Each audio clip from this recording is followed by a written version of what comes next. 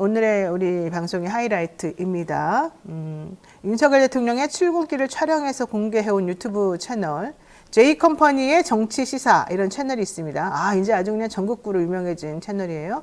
최근 방송통신심의위원회에서 해당 채널이 윤 대통령 출근길 관련해서 영상 37건을 올렸는데 이거 다 문제다. 접속 차단을 했습니다. 오늘은 그 주인공 대통령의 출근길을 중계하고 보도한 정병곤 기자 모시고 관련 내용을 살펴보겠습니다. 어서 오십시오. 네, 안녕하세요. 네. 반갑습니다. 저는 안 그래도 대단하다. 어떻게 이런 생각을 했지? 출근길. 왜냐하면 쫓아다닐 필요도 없이 딱 그 앞에 서가지고 오나 안 오나, 차가 오나 안 오나, 경호들이 어떻게 되나, 몇 시에 하나 이것만 보면 되잖아요. 그렇죠. 엄청 쉽겠다 이렇게 생각했어요. 근데 생각보다 어렵더라고요. 그러니까 바로 그 얘기를 지금 하고 싶었던 거예요. 자, 우선 차근차근히 해봅시다. 먼저 왜 대통령 출근길을 기록하셨습니까? 우선 청와대에 있는 대통령은 저희가 뭐 출퇴근을 어떻게 하는지 알 수가 없잖아요. 그렇죠. 그런데 역사상 처음 이제 윤석열 대통령이 대통령실을 용산에 옮기고 관저를 이제 한남동으로 들어가지 않았습니까? 네. 그래서 이 하루에 2번 출근하고 퇴근하고 그러면 대통령이 출퇴근할 때 거의 교통이 마비 수준으로 모든 통제를 하는데 이것 때문에 불편하지 않을까라고 많은 그런 의견이 있었는데 그 당시에 대통령실에서 어떻게 얘기를 했냐면 누구보다 일찍 출근하고 누구보다 늦게 퇴근하겠다. 그렇기 때문에 국민에게 불편을 주지 않겠다라고 약속을 했거든요. 네. 그래서 과연 그게 지켜지는지 그게 시작점이었습니다. 아까 대통령이 정말 말대로 약속을 지키나. 네. 실질적으로는 어떤가. 네, 우리에게 알려줘야 된다. 우리 국민이 알아야 된다. 네. 대단한데요. 자, 그렇다면 언제부터 기록을 했고 대체로 몇 시쯤에 촬영을 했나요? 제가 이제 가장 먼저 시작했던 거는 2023년 2월 달부터 2023년 2월. 네. 지금으로부터 한 1년 전. 그렇죠. 11월 1년 전이죠. 11개월 전이네요. 네. 그래서 2월 달에 시작하고 다시 이제 뭐 중간에 뜨문뜨문 하다가 저거 화면 보면은 분홍색으로 된 게 정상 출근입니까? 분홍색이 지각이네요. 지각입니다. 지각. 네. 와, 지각이 저렇게 많아요? 지금 20번, 그 2월 달에는 20번을 체크를 했는데요. 네. 정상 출근이 2번, 근데 지각이 15번, 확인 불가가 3번이었습니다. 확인 불가는 뭐예요?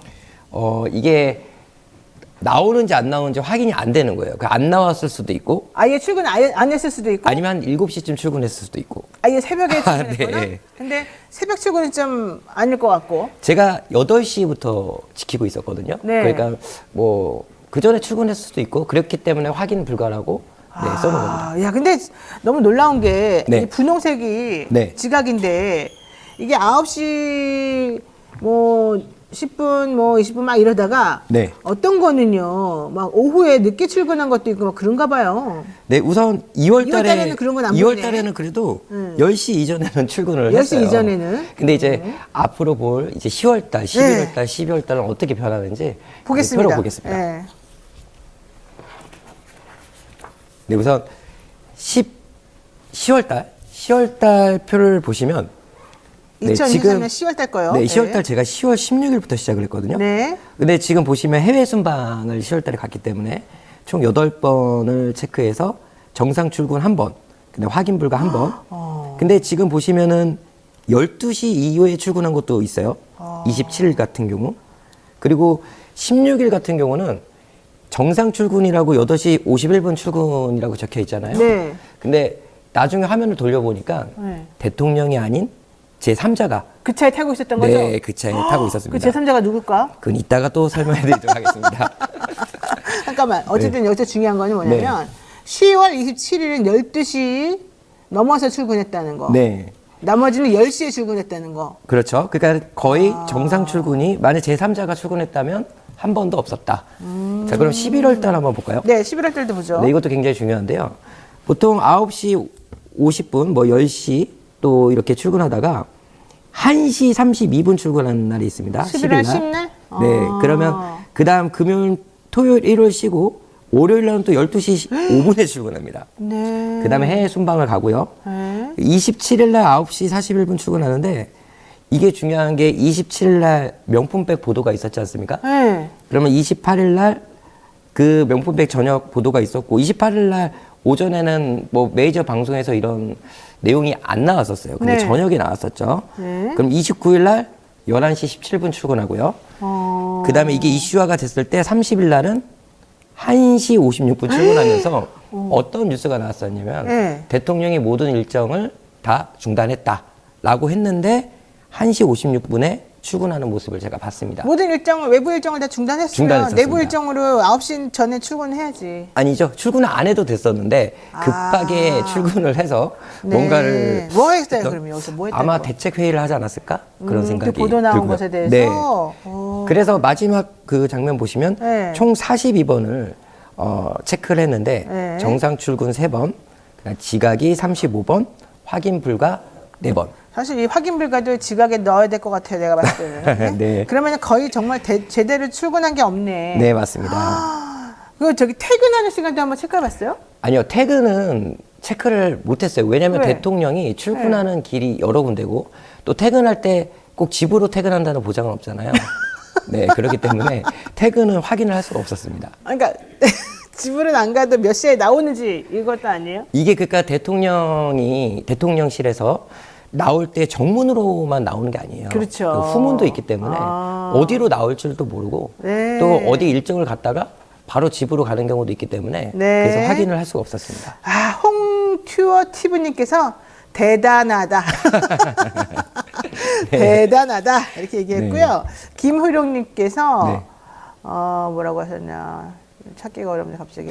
기록 시간은 출근 시작 시간이고, 출근 네. 시간은 근무지의 조작이 출근 시간입니다. 근무지의 도착이 출근 시간입니다. 이랬는데, 아이고. 근데 이 모든 시간이 관저에서 출발 시간입니다. 출발 시간이요? 네. 출발?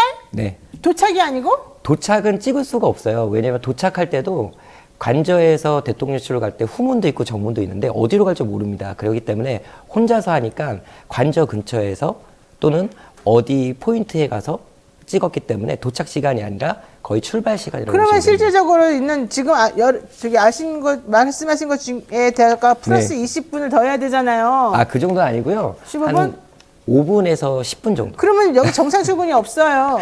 다 지각이에요. 아, 그래도 인정해 줄 건 인정해 주자. 이렇게 해서. 뭘 인정을 네. 해줘요. 출근 시간. 아니 내가 8시까지 출근해라 그러면 네. 집에서 8시에 나오면 그게 정상 지각 안 한 거예요? 지각이죠. 그러니까 네. 우리는 다 그렇게 살고 있는데. 그래도 좀 대통령이니까 조금 봐줘야 우리가 돼요? 네, 조금 그 정도는 봐주자.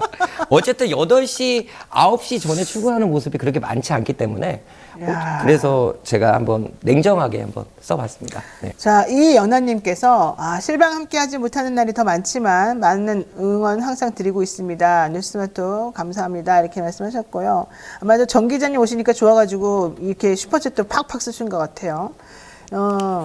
지금 말씀을 들어보게 되니까 네. 우리가 생각했던 거랑 또 완벽하게 다른 게 많네. 네, 많습니다. 이형진님이 학생들은 지각하면 3번 지각하면 한 번 결석이에요. 아, 그래요? 네? 네, 그럼 잘라버려야죠.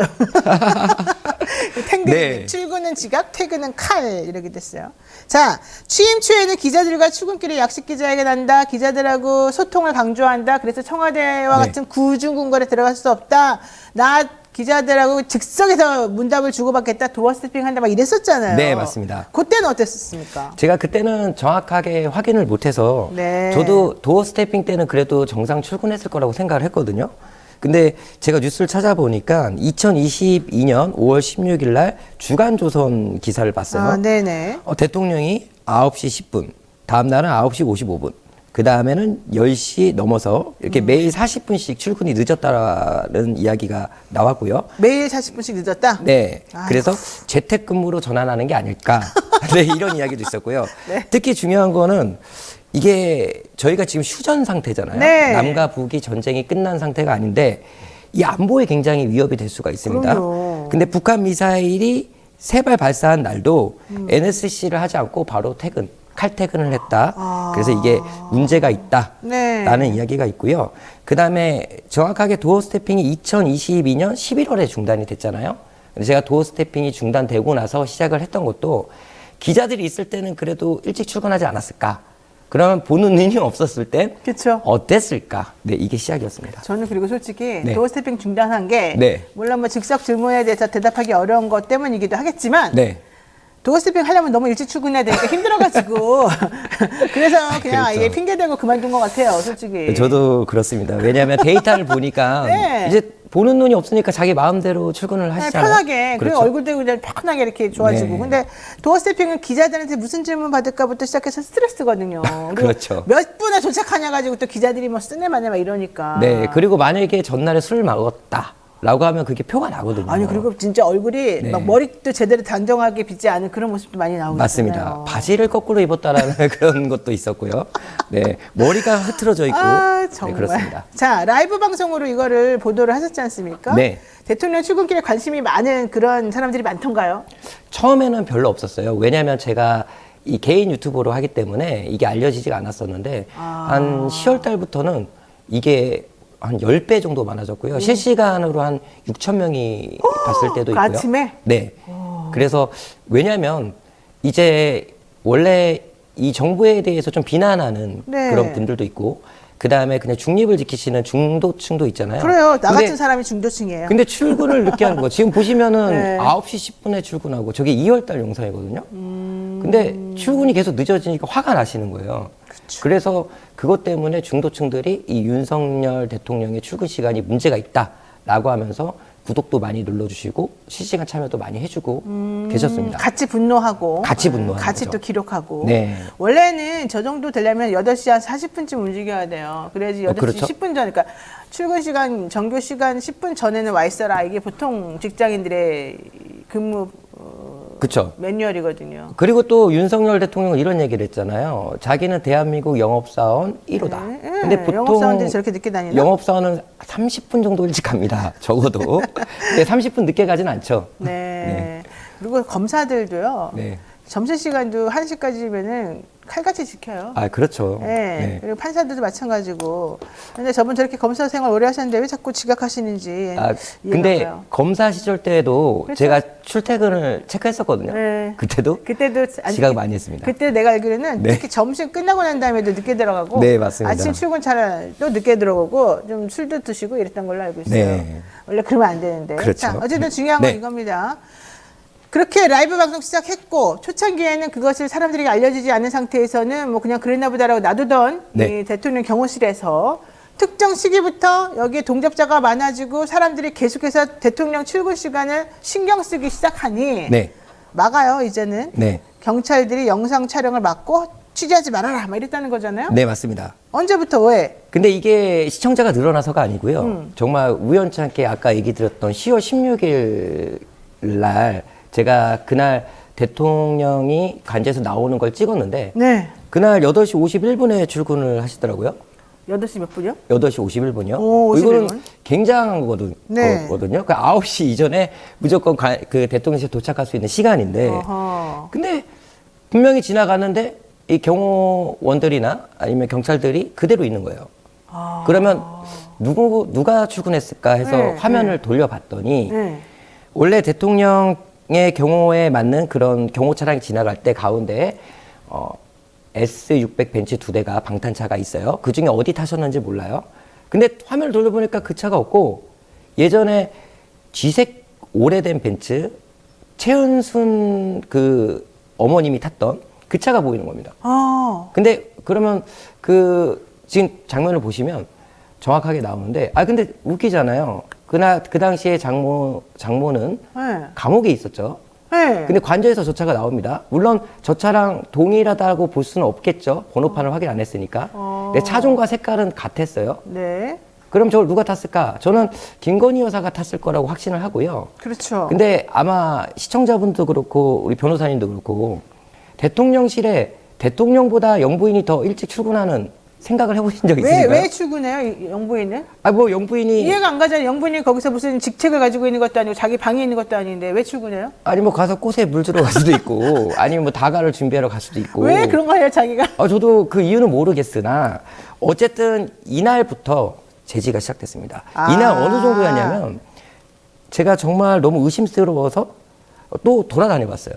그랬는데 이제 그 의문의 차량이 저를 쫓아다니면서 계속 사찰을 하고 이때부터 시작된 거예요. 그러니까 이겁니다. 네. 우리가 방송하면서 항상 하는 말이 대통령 요건 해도 괜찮다. 대통령에 대한 비판을 해도 별로 이렇게 탄압은 안 받는다. 다만 여사님 얘기나 이 VIP의 서열 순서를 얘기하면 그때부터 이제 문제가 생긴다. 이게 그럼, 우리 쪽에 네. 정석처럼 네. 남겨져 있는 얘기였는데 네. 지금 그 얘기네요. 네, 그리고 대통령 네. 추적한 건 신경 안 쓰는데 네. 김건희 여사 차량이 이동을 이렇게 한다라고 추정되어지는 상황을 네. 보여주고 나니까 그때부터 못하게 하는 거예요. 그렇죠. 근데 이게 문제가 뭐냐면 만약에 이게 정말 VIP가 탔을 수도 있어요. 그렇죠. 윤석열 네. 대통령이 탔 수도 있고 아니면 김건희 여사가 아닌 제3자가 탔 수도 있어요. 이게 다 문제입니다. 왜냐하면 경호상 방탄 차량이 아닌 차에 대통령을 타고 이것도 문제가 되는 그럼 안 거고요. 돼요. 큰일 그다음에 나요. 아침 8시 51분에 대통령도 아니고 여사도 아니고 제3자가 네. 대통령의 경호를 받고 나온다. 네. 천공은 아니었을 테고 누구였을까요? 천공이 아니었다고 확신해요? 아니었겠죠. 네. 그래서 이게 문제가 되니까 아마 대통령실에서 이 방송을 보고 한번 누가 탔었는지 좀 이야기를 해주면 우리가 의문이 풀리지 않을까 이런 생각이 근데 듭니다. 대통령실에서 절대 설명하지 않죠. 안 하죠. 국가 기밀로. 국가 안보에 상당히 위협이 된다고 생각하는 것 같습니다. 아이고. 자, 방심위에서 어쨌든 대통령 출근길 영상 37건에 대해서 접속 차단 조치했는데 이 차단시키면서 이유가 뭐던가요? 저도 그 이유를 뉴스로 봤거든요.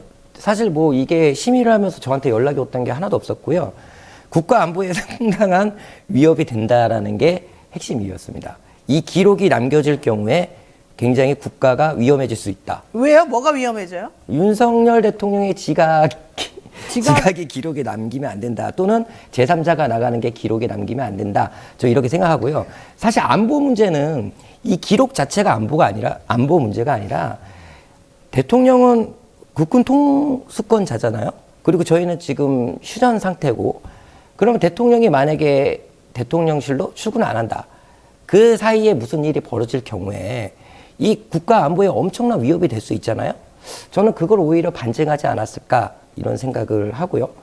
그 다음에 정말 뭐가 문제인지 저는 정말 모르겠어요. 제가 진짜 법률가로서 제가 지금 말씀을 꼭 드리고 싶은 게 대통령의 출퇴근 시간을 기록하는 것이 국가 안보에 위협된다. 이거는 완전히 말 같지 않은 소리고요. 네. 대통령의 출퇴근 시간은 공식적으로 기록으로 남겨야 되는 겁니다, 원래. 맞습니다. 네. 대통령 기록관에 남아야 되는 그런 기록이에요. 네. 근데 이것이 왜 국가 안보란 이유로 아예 취재도 못하는 대상이 되는지 그것도 우리가 뭐 그쪽 괴롭히거나 그쪽에 뭔가 방해라거나 이런 것도 전혀 아닌데 맞습니다. 이거는 솔직히 말이 안 되는 얘기예요. 네. 그러니까 오히려 외국에서는 이런 영상 쓸 수도 있잖아요. 그렇죠. 이게 정말 실효성이 없는 게 뭐냐면 네. VPN이라고 우회할 수 있는 인터넷을 우회할 수 있는 그런 프로그램이 있거든요. 지금 활성화가 많이 됐는데 이거는 그냥 한국에서만 볼 수 없는 거지. 그렇지. 해외에서는 다 볼 수 있습니다. 네. 네. 그다음에 이게 제 채널이 없어지는 게 아니라 이거는 그냥 그 영상만 못 보게 한국에서만 못 보게 하는 거기 때문에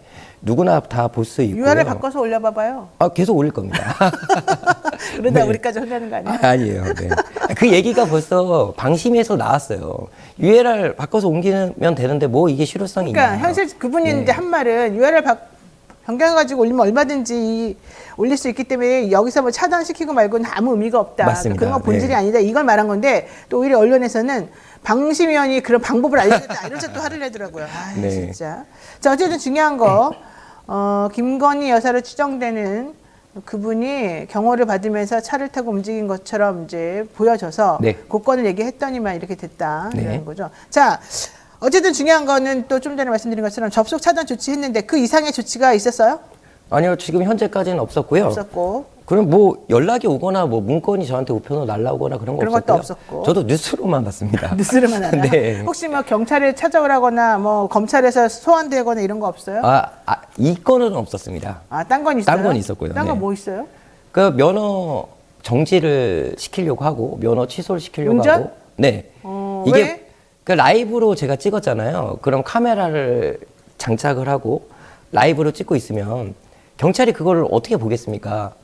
제 라이브를 경찰이 이렇게 시청하면서 보고 있습니다. 그러네. 그러다 제가 그 지역에 가잖아요. 그럼 저를 단속해요.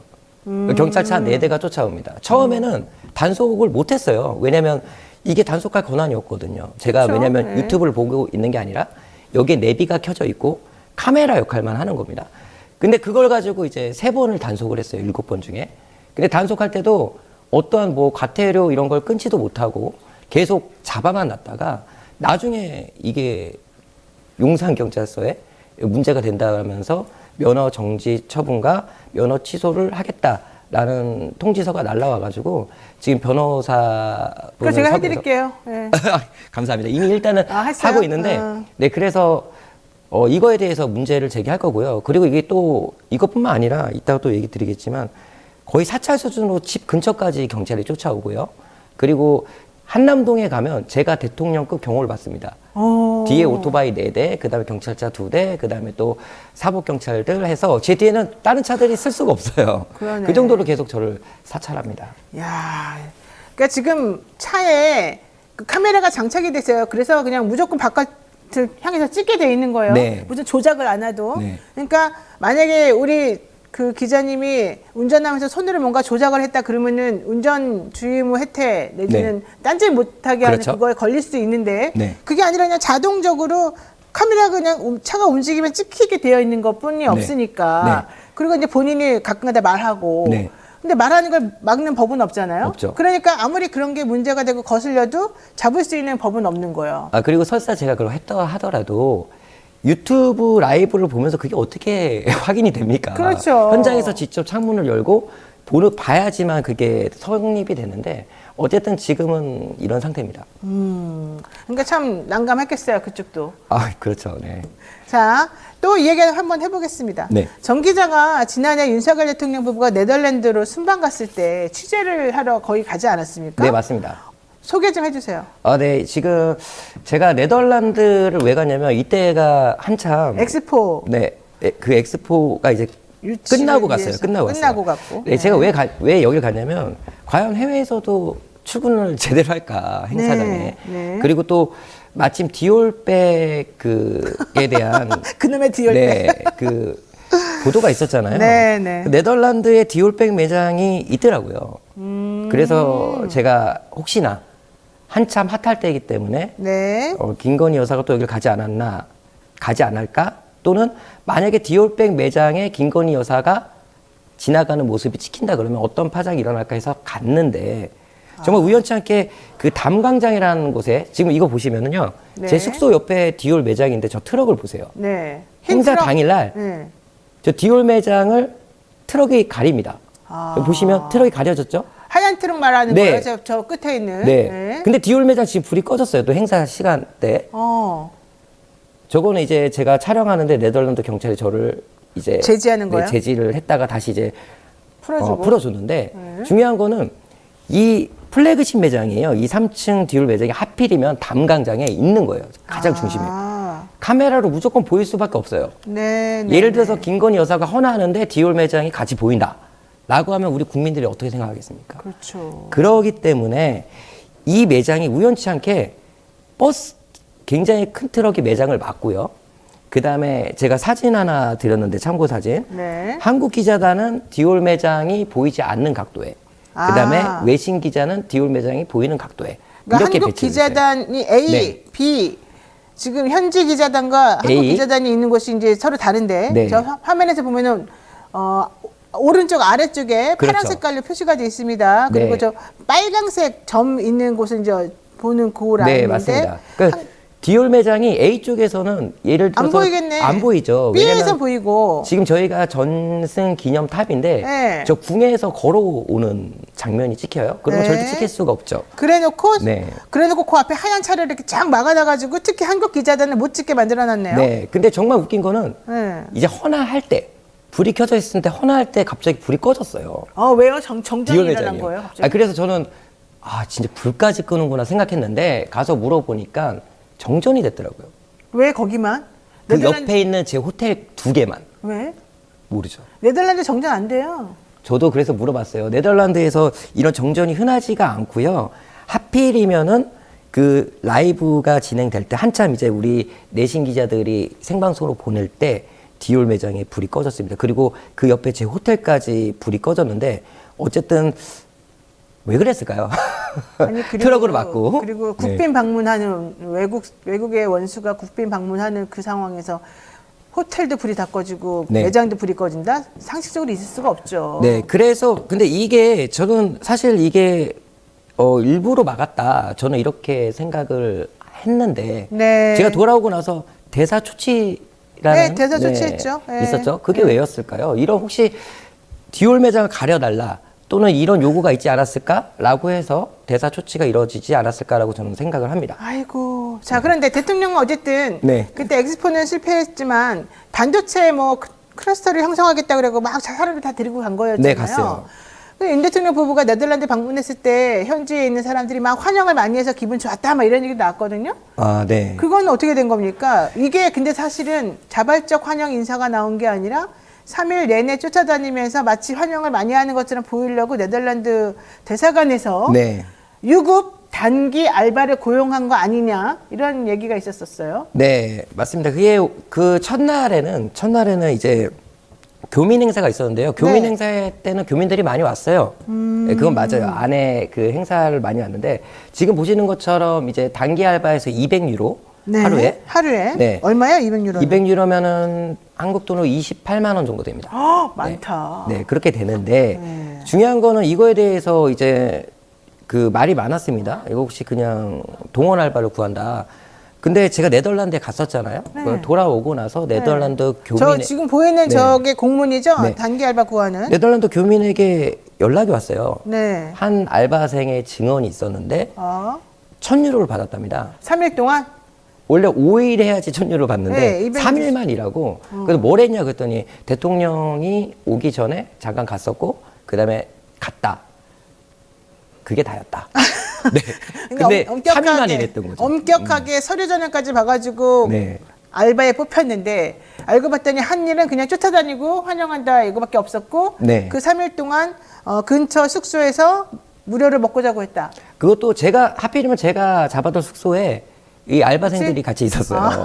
그다음에 VIP 택시를 타고 이동하는 것도 보였고요. 태극기를 갖고 가는 것도 보였는데 물론 외교부에서 제가 이 기사를 쓰고 나서 연락이 왔습니다. 네. 이거 좀 심각하다. 그런 적이 없다. 그래서 제가 그러니까. 그러면 그거에 대해서 좀 반증할 네. 자료를 달라 그러는데 아직까지 자료를 안 받았고요. 자료는 안 주고 네. 그냥 부의만 하는 상태고 맞습니다. 그래서 사실은 그에 대한 증빙 자료는 없는 것이고 네. 저런 식으로 알바비를 많이 주다 보니까 실제 돈이 누구로부터 나왔을까 이것도 좀 의심스러웠는데 네. 당시에 보도된 많은 내용들에 따르면 대통령 순방 관련해서 첫 번째 해 500억 넘게 그다음에 내년은 600억 넘게 해서 네. 한 1,200억 정도가 지금 소요되는데 이건 문재인 대통령 5년 동안에 쓴 돈보다 더 많더라. 맞습니다. 결국 이렇게 알바비도 주면서 이것저것 하느라 그런 거 아니겠느냐 이런 얘기도 있는 거죠. 그렇습니다. 아이고, 자 하나만 얘기하겠습니다. 그때도 대통령은 정해진 일정에 지각했다는 얘기도 있었는데 네. 우리 기자님은 왜 네덜란드 취재하면서 구치소에 구류가 된 겁니까? 그때가 첫날이었는데요. 그 네. 대통령이 네덜란드에 도착하고, 그 다음에 첫 행사가 6시에 그 교민들과 행사가 있었어요. 근데 지금 보시면은 그걸 제가 찍고 있었습니다, 라이브로. 네, 저렇게. 근데 갑자기 경찰이 와가지고 네. 저한테만 패스트푸드를 요구하더라고요. 근데 제가 그날 여기에 소매치기가 많아가지고 보통 여행 가시면 복사본 들고 다니잖아요. 그래서 그걸 제시했어요. 근데 문제가 없다 그랬는데 갑자기 무전이 오더니 경찰서로 가야 된다. 그래서 경찰서로 갔어요. 경찰서에 갔는데 정말 모든 걸 다 뺏기고요. 뭐 전화기도 다 뺏기고 옷도 그냥 바지랑 위에만 입고 독방에 3시간 동안 갇혀 있었어요. 독방. 네, 전화도 못하게 하고요. 그런데 다행히 라이브 도중에 잡혀갔잖아요.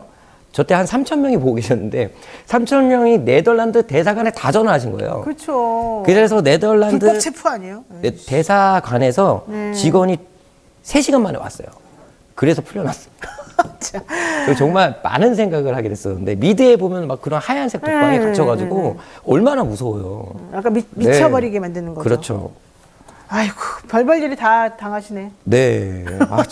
자 보내드릴 테니까 네. 마지막으로 이 전체적인 상황에 대한 설명 한번 해주시죠. 이 취재하는 과정에서 느낀 거라든가 우리가 무엇에 앞으로 방점을 찍어야 되는지. 네. 우선 제가 얘기 드리는데 우리가 이제 대통령에 대한 그런 뭐 지각이나 출근 또는 제대로 일을 하는지에 대해서 네. 우리가 확실히 이런 거를 좀 기록으로 남겨야 된다. 네. 저는 생각하고요. 왜냐하면 어쨌든 이런 기록이 없다 그러면 만약에 대통령실에서 나오는 뭐 그런 이야기들 또는 나오는 그런 출근 시간 이게 정확한지를 또 확인할 수가 없잖아요. 그렇죠. 이런 기록이 있으면 만약에 대통령실에서 거짓된 이야기를 한다면 이건 틀렸다라고 이야기할 수 있는 거고 하여튼 가장 중요한 거는 이 방심위에서 보도가 나온 거는 사실 겁을 먹으라고 보도를 낸 거라고 저는 생각을 그렇죠. 해요. 네. 마치 제 채널이 없어지고 정부에 반하는 이야기를 하면 방송을 중단시키겠다.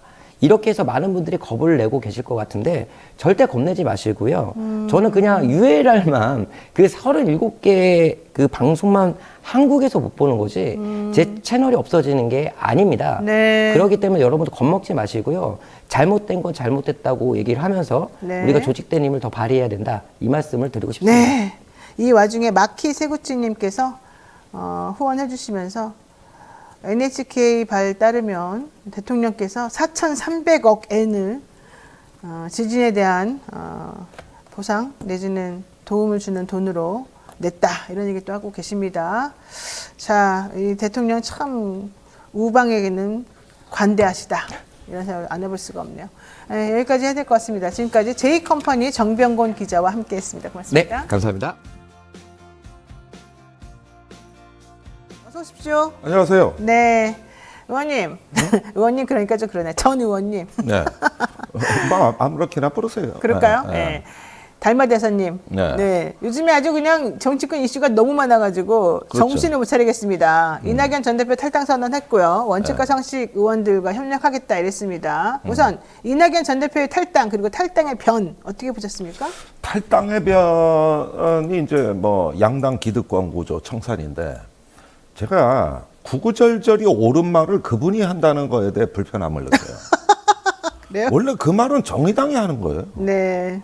그런데 이낙연 총리는 민주당에서 거의 30년. 그럼요. 국회의원, 모든 도지사, 국무총리, 당대표. 어. 그 당에서 걸을 수 있는 꽃길의 가장 이상적 경로를 걸어오셨거든요. 게다가 어대낙이었어요. 어대낙. 맞아요. 어차피 대통령은 이낙연이다. 이런 말까지 있을 정도로 민주당의 지지를 많이 받던 분이에요. 근데 이 양당 정치의 가장 큰 수혜자가 나오면 양당 정치를 비판해요. 그러니까요. 이해가 안 가요. 과거에 박지원, 정동영, 천정배 이런 호남 분들이 나와가지고 양당 정치 비판하다가 그 양당에 다시 민주당에 다시 들어가니까 들어가죠. 그 얘기를 또 안 해. 그러니까 이거는 항상 그 탈당하면 의례껏 써먹는 말인데 양당 기득권을 못 누려본 정당이 그 말을 하는 거지. 그렇죠. 아니 이분들이 그러다? 난 그게 좀 이해가 안 되고 사실은 그런데 최근에 이제 민주당에서 좀 억울한 사람들이 있긴 있어요. 저 김윤식 전 시흥시장이라든가, 네. 뭐 최성 고양시장이라든가, 네. 아예 삿바도 못 잡아보게 하고 경선에 그냥 문턱에서 네. 내차버렸지 않습니까? 이런 걸 보면 저는 민주당도 조금 정신 못 차린 거 아닌가. 네. 일단 공정하게 경쟁은 하고 네. 그 다음에 떨어뜨리든지 말든지 하면 되는데 이런 걸 보면은 조금 그 폐해를 제가 양당 정치의 기득권 정치의 폐해가 있긴 있습니다. 그래서 그분들이 뭐 얘기를 한다든지 뭐 당사자가 이러면 난 이해가 가. 네. 근데 무슨 양당에 가장 많은 혜택을 받은 사람이 왜 양당 기득권? 그러니까요. 무슨 피해자처럼. 난 그게 좀 불편하고. 네. 그래서 너무 말이 훌륭하고 좋아서 불편하다. 알겠습니다. 근데 지금 이왕 이 얘기가 나왔는데 탈당 선언의 잉크도 마르기 전에 벌써부터 이제 그 이준석 대표하고 전 대표하고 비밀 회동도 했고. 근데 미리 찍어놨대요, 또. 예. 그 채널 A에서. 참. 그래서 이런 거 보면은 지금은 이제 탈당은 이제 다 이루어진 일입니다만은 지금 정치가 재편되는 핵심 키워드는 네. 어떤 연합들이 결성되느냐에 달려 있죠. 그러니까 이낙연, 이준석, 빅텐트가 연합이 결성되느냐 마느냐. 네. 그러면 이거에 맞서서 민주당발 민주대연합이 결성되느냐 마느냐. 또 뭐 정의당 또 녹색당이 선거연합 신당을 하느냐 마느냐. 네. 그런데 이런 건 큰 연합이고 크게 연합을 다시 한번 짜자는 거고 작은 연합으로 들어가면은 네. 뭐 열린우리당, 기본소득당, 사회민주당이 하는 연합 결성이라든가 아까 말씀드린 정의당, 녹색당이라든가 네. 이런 또 작은 연합들이 존재하는 거거든요. 그 작은 연합을 먼저 하고 그 바탕 위에서 큰 연합으로 나가는 경쟁이 붙은 거예요. 네. 그게 제3지대 빅텐트론과 민주당 말 민주대 연합론에 이 두 개의 프레임 경쟁이 되는 거거든요. 네. 무엇이 더 이 전국의 주도권을 행사할 것이냐 그랬는데 제가 그 민주당 지지자들이나 이렇게 유튜브를 보면서 굉장히 심각하게 느끼는 게 뭐냐면은 이 흐름을 조금 과소평가하는 것 같아요. 아. 지금 이 제3지대 열풍이 저기 이낙연 신당 지지율 10%도 안 된다. 이준석하고 합쳐봤자 20% 안 된다. 이렇게 얘기를 하는데 그렇지가 않아요. 지금 이걸 자꾸 공격하고 저평가하는 건 좋은데 문제는 무당층 중에 민주당 지지자가 아닌 사람들이 너무 두텁습니다. 지금 여론층이. 네. 그랬을 때 이런 어떤 정치의 어떤 그 수요가 있을 때 공급자가 나서게 되면 과거에 우리가 국민의당 돌풍도 받고 네. 안철수 돌풍도 받고 그랬는데 일시적으로는 충격을 줘요. 아니, 그러니까 저는 근데 이렇게 생각하는 게 결국 민주당 지지층, 확고부동한 민주당 지지층이 있고 확고부동한 국민의힘 지지층이 있을 거잖아요. 네. 그리고 중간에 이제 중도층이 있을 거잖아요. 네. 중도층 중에도 민주당 성향의 중도층이 있고 국민의힘 성향의 중도층이 있고 아무 성향이 없는 중도층이 있어요. 저는 이낙연 플러스 이준석이 만약에 같이 당을 합쳐서 만든다. 그러면 그 중도층에 있는 사람들의 표가 좀 많이 가고 대신에 각각의 그 전신이었던 당에서 옮겨오는 표는 그렇게는 안 많을 가능성이 있어요. 그건 맞아요. 자, 근데 어쨌든 양쪽이 다 동일한 퍼센테이지, 비슷한 퍼센테이지로는 간단 말이에요. 그러면 네.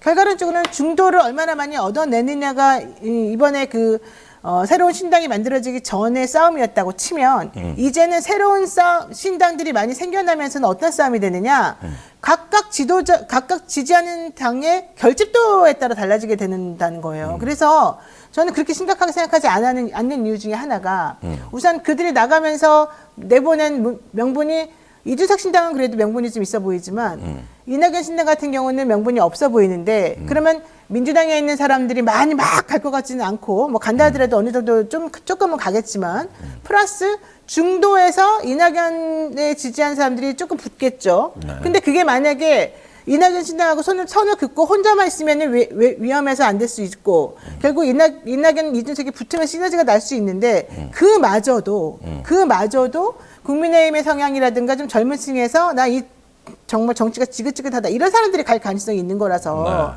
저는 그런 의미에서 오히려 민주당에서는 분열을 일으키는 사람들은 좀 적고 그러니까 오히려 더 적게 순수한 사람들만 남고 그런 걸 일으키거나 그런데 좀 시끄럽게 하는 사람들은 저쪽으로 가서 오히려 그 당이 좀 분란이 많이 생기지 않겠냐 이런 나는 그래서 심각하다는 거예요. 그래서 그래서 제 말은 일단 맞은데 맞는데 뭐냐면은 이제 이게 대만 총통 선거 비슷해지는 거예요. 네. 그거 완전히 3파전이잖아요.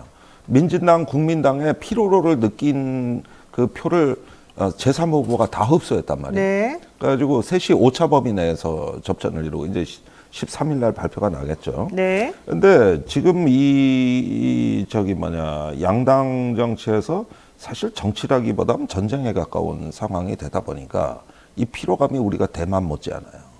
정의당 여기 들어갈 거야 안 들어갈 거야? 만약에 그 둘이 합친다면. 아니 제3지대론에는 선을 긋고 있습니다. 그러니까 그 얘기에 바로 제 말은 정의당은 그러니까 제가 보기에 우리 그 김종대 의원님이 걱정하는 게 뭔지는 알겠지만 정의당이 여기 안 들어간단 말이에요. 네. 정의당은 자기 스탠스를 유지할 거란 말이에요. 진보당도 안 들어갈 거란 말이에요. 네. 그다음에 용해인 의원의 그런 당이나 용해인 의원과 같이 하려는 뭐 조국신당 같은 경우도 여기 안 들어간단 말이에요. 자, 그럼 요 한 축은 또 한 축대로 있는 거예요. 퍼센티지가 얼마나 되든 안 되든 간에. 그럼 결과론적으로는 해참무여당이 이준석과 이낙연처럼 그렇게 서로 완벽하게 달랐던 추구하는 가치가 다르고 서로 욕했던 그런 사람들이 모여가지고 초반에는 반짝하겠지만 나중에 점점 시간이 갈수록 양쪽 당에서 공천 못 받고 양쪽 당에서 뭔가 조금 힘들다고 생각하는 사람들이 모여 있으면 과연 그게 제대로 된 효과를 내리겠냐? 처음이야 그럴 수 있겠지만 점점 가면서 동력도 떨어지고 내분이 일어날 수 있단 말이죠. 그래서 지금 문 병원님이 댓글에 신당 연합하면 잡당됩니다 이런 얘기도 있고요. 또 그다음에 박종진님도 해참무야당 초반에만 반짝반짝하다가 막판에면 양당 프레임으로 소멸될 겁니다. 이런 얘기도 이런 분석이 나오는 거죠. 그것도 심각한 거예요. 그러니까 심각은 시나리오도 한데 심각한 한데 거예요. 그러면 결과적으로 이게 지금 소선거구제에서 네. 그런 상황이라고 한다면은 1당하고 2당에서 사람이 뽑히지 3당에서 못 뽑힌다는 거예요, 제 말은. 그러면 의석수를 못 가져간다는 거죠. 게다가 정의당이 지금 어쨌든 유호정 때문에 어쨌든 6명, 5명 되잖아요. 물론 이제 그 의원님 뭐 어떨지 모르겠지만 최소한 5석, 6석에 있는 거면 3번을 달아야 된단 말이죠. 네. 근데 지금 이준석하고 이낙연이 하는 신당이 자기네가 3번 받겠다는 거예요. 그러려면 현역 의원이 나가줘야 되는데, 거의 그렇습니다. 합류해줘야 되는데, 허은하 의원 벌써 빠져버렸죠. 의원을 네. 내보냈으니까. 그러면 현실적으로 들어가는 이 원칙과 상식이 이 사람들이 들어가주냐 안 들어가주냐가 매우 중요하고, 추후에 현역 의원이 또 얼마나 가냐가 중요한데, 제가 듣기로는 김정민 의원도 이낙연 신당하고나 같이 안 할 텐데, 이런 얘기 벌써 나와요. 네. 그러면 나는 그분들은 3번 못 받아. 그러면 4번? 이제 이렇게 될 수 있다는 거죠. 앞으로 룸이 3개 정도밖에 안 비어 있는데 그 룸 3개를 못 채울 가능성도 있다는 거죠. 현역 의원으로서. 그러니까 이제 총선 뭐 전후해가지고 의석수는 많은 변화가 있겠습니다만은 기호 3번은 뭐 간당간당 한다고 보고. 그렇죠. 네. 그건 몰라요. 사실은 정의당도 지금 사법 리스크가 한 분이 계시기 때문에. 그러니까요, 한 분. 네. 이제 이런 어떤 상황들을 보면은 이 부분은 좀 판단이 어렵다. 근데 지금 그렇게 정치가 양당 정치는 일단 무너지는 게 한국 정치를 위해서는 좋은 일이고. 네. 그리고 지금 병립형 얘기가 쑥 들어갔지 않습니까? 그렇죠. 그러면서 이건 이제 다당제 유리한 환경이 서서히 조성되고 있다고 봐야 되거든요. 네. 그러면 여기서 어떤 연합이 결성되느냐. 지금 민주당도 급해졌어요. 이제 다음 주면은 대연합 제안을 할 것 같아요. 실제로. 민주당에서? 누구에게? 아니 뭐 많잖아요. 정의당, 진보당, 기본소득당, 열린민주당, 사회민주당 이런 데가 주요 타겟이 될 내가 걸로 보거든요. 듣기로는 정의당의 심상정 의원이 민주당한테 같이 연합하자 이랬다고 들었는데 그것도 아니에요? 그럴 뿐이 아니에요. 그럴 뿐이 아니래요? 그분 성향이나 그분의 지금도 고양시에서 아주 개고생하고 있는데 뭐. 아니 그러니까 민주당이 그래서 저기 같이 해가지고. 해보자고 지금 그래서 발등에 불 떨어져서 그런다는 얘기가 있는데. 그거 확실히 가짜 정보입니다. 가짜. 그러니까 우리가 예상은 할 수 있는 거예요. 예상은 할 수 있는데 그 제안을 정의당에서 먼저 한다는 건 말이 안 되고 지금까지 이중대론 때문에 이 트라우마를 겪고 얼마나 시달렸는데 그런데 여기서 그 얘기하면 당내 변절자 소리를 듣는데 그 말을 어떻게 합니까? 그리고 그것도 민주당 발로 왔을 때 어떻게 대처할 거냐 고민의 수준은 딱 그거예요. 알겠습니다. 그러다 보면은 이 연합이 먼저 될 수도 있어요, 사실은. 네. 그러니까 제가 아까 말씀드린 게 이 지금 정치의 선거판은 어떤 연합체가 출연하는가가 키워드가 됐다. 거기에다가 보십시오. 또 이렇게 사분오열하는 듯 하면서도 김건희 특검에 대해 반대하는 당은 하나도 없습니다. 그러니까 분열은 하지만 공조도 해야 되는. 그래서 윤석열 정부에 대한 어떤 반윤 광범위한 연합의 네트워크를 유지해야 될 입장이에요. 그렇죠, 그건 해야죠. 그러면은 이거 아무것도 아니다 이럴 일이 아니라 제가 보기에는 민주당도 어떻게 보면 혁신 경쟁에 뛰어들어야 되고 그렇죠, 혁신해야죠. 그 다음에 이왕 병립형을 포기한다 그러면은 어떻게 그 선거제도를 활용해 가지고 민주당이 주도하는 대연합을 만들 것인가 이건 내놔야 되는 겁니다. 만약에 안 그러고 있다가는 이거 전국 주도권 다 뺏길 거예요. 병립형은 국민의힘이 주장했던 거고 민주당은 현재 있는 준연동형이나 연동형 간다고 지난번에 정의당으로 약속했던 게 있기 때문에 원래 그쪽을 지키려고 했었었죠. 그건 비공식이고. 네, 근데 어쨌든 내가 좀 성급하게 깐 거고. 그리고 아직 이도저도 아니잖아요, 솔직히. 네. 그런데 이제 이재명 대표가 퇴원을 하셨으니까 이제 조금 더 우리가 관여할 영역이 남아있다는 그렇죠. 뜻이지. 네. 당론이 아직 없어요, 지금. 알겠습니다. 단지 병립형 얘기가 쑥 들어간 거예요. 네네. 그러니까 어쨌든 그렇게 되면은 연합의 여지가 훨씬 많아지는 거죠. 아니, 병립형이 되면은 추가 탈당자가 나올 수가 있다는 걸 걱정하는 거죠. 그러니까. 예컨대 이탄희 의원 같은 경우 보십시오. 네. 그렇게 되면은 지금 3명으로 그쳤는데. 그러니까 병립형으로 안 갈 가능성이 높다니까요. 그게 바로 당내 문제 때문에 그러고 오히려 대연합 쪽으로 가는 게 맞지 않느냐. 그러니까 이런 쪽으로 분위기가 급격히 바뀌고 있는 겁니다. 네, 지금. 맞습니다. 네. 자, 한동훈 비대위원장 얘기도 해봅니다. 서울, 대전, 대구, 부산 찍고 자기는 강남 8학군 출신이지만 난 전국구다 이렇게 좀 주장하고 다니면서 뭔가 해보려고 하지만 현실적으로 비대위원들이나 아니면 뭐 인재 영입된 사람들이나 전부 다 좀 이상하다 잡음이 계속 나와요. 게다가 한동훈 위원장이 발탁한 인사들이 계속해서 설화나 이 인식의 문제 이런 것들이 지금 상당히 심각하다 뭐 이런 얘기 지금 나오고 있거든요. 네. 이거 어떻게 보십니까? 자, 그 부산에 1박 2일 방문했지 않습니까? 네. 제가 그거 유심히 보는데 계속 쏟아내는 게 이제 개발 공약이에요. 그 산업은행 또 이전이 있어요. 그러면서 엄청나게 물량 공세를 해대고 그다음에 이제 공중전으로는 윤 대통령이 연일 포퓰리즘 정책을 쏟아내고 네, 있지 그렇죠. 않습니까? 네. 여기에 지금 민심은 뜨뜻미지근한 반응이지만 내심 저는 영향을 주고 있다고 봐요. 사실 세금 깎아주고 돈 뿌려준다는데 싫어할 사람이 없다. 싫어할 당사자는 없어요. 나라 국간이 거덜나서 문제지. 그렇죠. 예. 그리고 문재인 정부가 정권을 뺏긴 것도 세금 요인이 가장 커요. 그럼요. 부동산 세금이고. 예. 그런데 그런 거에 대해서 이제 맞서면서 내 지갑을 지켜드리겠습니다. 오히려 불려드리겠습니다. 이게 금융투자소득이라든가 재개발 재건축 완화라든가 또 이제 취득세 완화 종부세, 종부세. 양도세 이제 그 주택 다가구 보유자들 그거 안 따지겠다는 거라든가. 자, 이거 보십시오. 이러니까 내가 보기에는 이게 포퓰리즘 정책에서 가장 효과가 크고, 그다음에 한동훈이 이제 그걸 뒷받침을 하는데, 부산 가서 그 산업은행이 민주당 때문에 이전 못한다. 이거 하나로 부산의 지역 신문들 도배를 했다고. 네. 그러면은 보세요. 지금 이렇게 엑스포에서도 실패하고 이 국정을 거의 파탄으로 몰고 가지만 네. 남은 카드는 저거란 말이죠. 그다음에 이제 지역의 연고 강조라든가 이래가지고 전형적인 그 보수의 어떤 능력주의, 욕망을 자극하는 정치에 편승을 하고 있는데 이것도 과소평가하면 안 됩니다. 네. 자꾸 내가 뭔 얘기하면은 상대방을 과소평가하는데 이러다가 총선 때 크게 망하는 수 있어요. 그렇죠. 이거 제가 보기에는 부산 민심에서 이재명 대표가 피습을 당했음에도 불구하고 거기는 부산에 서울대 헬기 탑승 전원 논란으로 그냥 네. 항몰시키고 경찰청이 수사를 뭉개고 그다음에 그 뒤에 뒷받침되는 개발 공약들을 쏟아내는 거죠. 그러면은 부동산 때문에 대선이 뒤집히는 나라인데 우리나라가. 맞아요. 이거 과소평가하면 안 돼 이거. 맞습니다.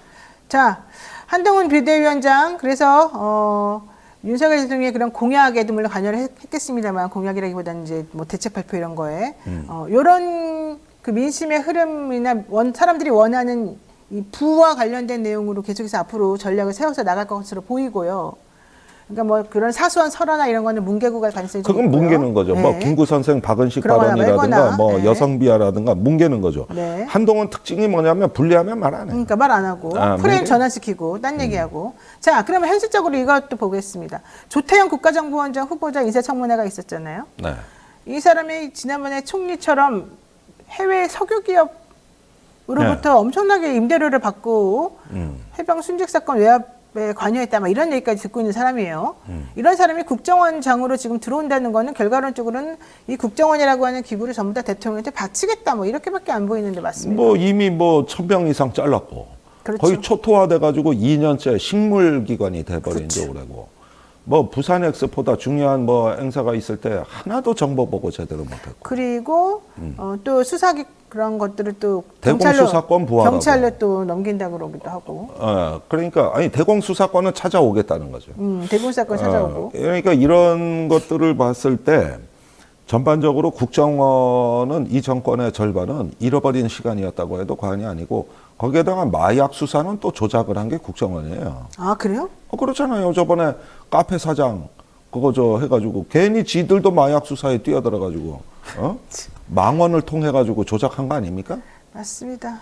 그러니까 이런 양상들을 보면은 네. 조태영이 수습할 수 있는 국정원이 아니다. 이미 너무 망가졌다. 이 양반이 외교관이고 굉장히 성격이 조용해서 카리스마가 없어요. 네. 그러는 가운데서 뭐 미국의 그 엑슨모빌에다가 이번에 호주은행까지 거액 임대료를 냈다는 거거든요. 그러니까요. 그러니까 외국에 빌려만 주면 거액 임대료가 월 1000만 원씩 들어왔다는 거예요. 이게 굉장한 돈이죠. 월 950만 원이래요. 그러니까 1000만 원이죠. 그러니까 예, 진짜 이런 거를 보면은 이 네. 정권이 이제 보면 주가 조작, 부동산 해가지고 재산이 급격히 늘어난 사람들의 거의 재테크 귀재들이 모여들만 아무나 이렇게 털어봐도 이런 게 나와. 그러니까요. 아무나 털어봐도 이게. 참, 요것도 하겠습니다. 시간이 없지만. 김정은 국무위원장이 대한민국을 주적이라고 규정하고요. 유사시에는 대한민국을 완전히 초토화해 버리겠다 이런 얘기 했고요. 김여정은 오히려 야 윤 대통령 좋아 고마워. 당신들 때문에 우리가 더 지금 잘 나가고 있어. 문재인 너무 까다로웠어. 상대하기 힘들었어. 이랬단 말이죠. 김 위원장이 주적이라고 말하니까 우리 정부는 구태의한 전술이다. 말 장난에 불과하다. 이러면서 그냥 무시하고 있어요. 아, 그렇죠. 그러니까 구태의연한 주적 얘기 우리가 먼저 꺼냈어요. 우리가 먼저. 장병 정신교육교재 그거 얼마 전에 미친 얼마나 사람도 화제였어. 있죠. 미친 사람. 그리고 국방부 장관. 남한의 적도 있다는 거 아니야. 한술 더 떠서. 남한의 적이요? 사회에서 북한을 무비판적으로 추종하는 세력이라 그러면서 북한의 경제난과 3대 세습에 침묵하는 사람들이라고. 네. 이제는 말 안 해도 간첩으로 내몰릴 판이야 이제. 그러니까요. 그 3대 적을 제시했잖아요. 우리는 한술 더 떴죠. 그러니까 어쩌면 남북한 정권에 이렇게 죽이 탁탁 맞아 떨어집니까? 아주 서로 주적이라고 삿대질하는 꼬락서니가 이걸 바로 적대적 의존성이라고 하는 거예요. 근데 저는 그것도 중요한데 너무 무서워요. 이러다가 진짜 다들 좀 이상한 방식으로 국내 문제를 해결하겠다고 오히려 서로 간에 막 총불이 겨누고 전쟁 같은 거 막 쉽게 일으키고 이러면 안 되는 거잖아요. 아니 당연한 그러니까. 근데 그럴 수도 있는 사람들도 같아요, 솔직히. 이제 제가 예상하는 시나리오가 있어요. 다음번으로 아마 대북 전단 그 삐라 살포하는 거 예. 이런 게 재개될 가능성이 높습니다. 삐라? 어떻게 해요? 풍선에 실어가지고 또? 또 그 소동 날 가능성 높고 단속을 느슨하게 한다거나 예. 뭐 이런 것도 있고 확성기 방송도 재개될 가능성이 있어요. 아이고 접경 지역 생지옥으로 변합니다. 거기가. 좋아요. 이거 국정원이 지금 하마스의 한글 표기가 있는 무기 사진을 공개하면서 하마스가 북한제 무기에 쓰고 있다 그랬어요. 네. 그리고 신원식 국방부 장관도 북한이 신형 근거리 탄도미사일 이걸 러시아에 수출할 가능성이 있다고 밝혔어요. 네. 전체적으로 무슨 뜻이 됩니까 이게? 역시 이제 북이 그 악의 어떤 그 전초기지라는 이런 어떤 그 이야기인데 사실은 북한 무기가 갔을 걸로 봅니다. 그런데 문제는 어느 경로로 갔는지는 모르는 거죠. 네. 국제 무기 시장이 암 시장으로 형성돼 있는데 레바논 그 헤즈볼라가 거기 국제 무기 암 시장의 메카예요. 전 세계 무기는 다 와 있다고 봐야 돼요. 네. 그러니까 어디다 팔아도 그걸 또 다른 데다 팔고 이란에 준 게 레바논으로 건너가서 헤즈볼라 손에 갔다가 하마스 손에 갔다가 아유 이거는 이 어떤 신경망처럼 복잡하게 얽혀 있는 공급의 이 공급망은 모니터링이 불가능해요. 알겠습니다. 네. 우리 전쟁 나는 거 아니겠죠? 우리요? 아니 글쎄 자꾸 저렇게 하다 보면은 뭐 좀 최악의 사태도 있을 수가 있죠. 그러니까 저런 무도한 애들의 정권이 위험하기까지 하다니까. 정말 속상하고 걱정되고 무섭습니다. 오늘 여기까지 들어야 될 것 같습니다. 네, 지금까지 김종대 전 의원과 말씀 나눴습니다. 고맙습니다. 감사합니다. 어서 오십시오. 안녕하십니까. 네. 우선 뭐 가장 핫한 이슈인 현근택 변호사 얘기 간단하게 잠깐 해보겠습니다. 사실 이거는 사실관계나 이 주장하는 바가 서로 달라서 함부로 말하기에 좀 곤란한 부분이 있습니다. 그리고 원래 최준봉 교수 이런 주제 별로 좋아하지도 않죠. 안 좋아합니다. 이런 주제 좋아하는 사람이 있겠습니까, 특별히. 네, 맞아요. 자, 그 얘기 좀 간단하게 좀 해주실까요? 그러니까 저는 그 뭐 사실관계는 서로 의견이 좀 달라서 모르겠어요, 잘. 현기택 지금 부원장은 네, 민주연구원 부원장. 네, 본인은 이제 좀 사실관계 다르다고 얘기하니까 사실관계는 확인이 필요한 상황이라고 보여지고요.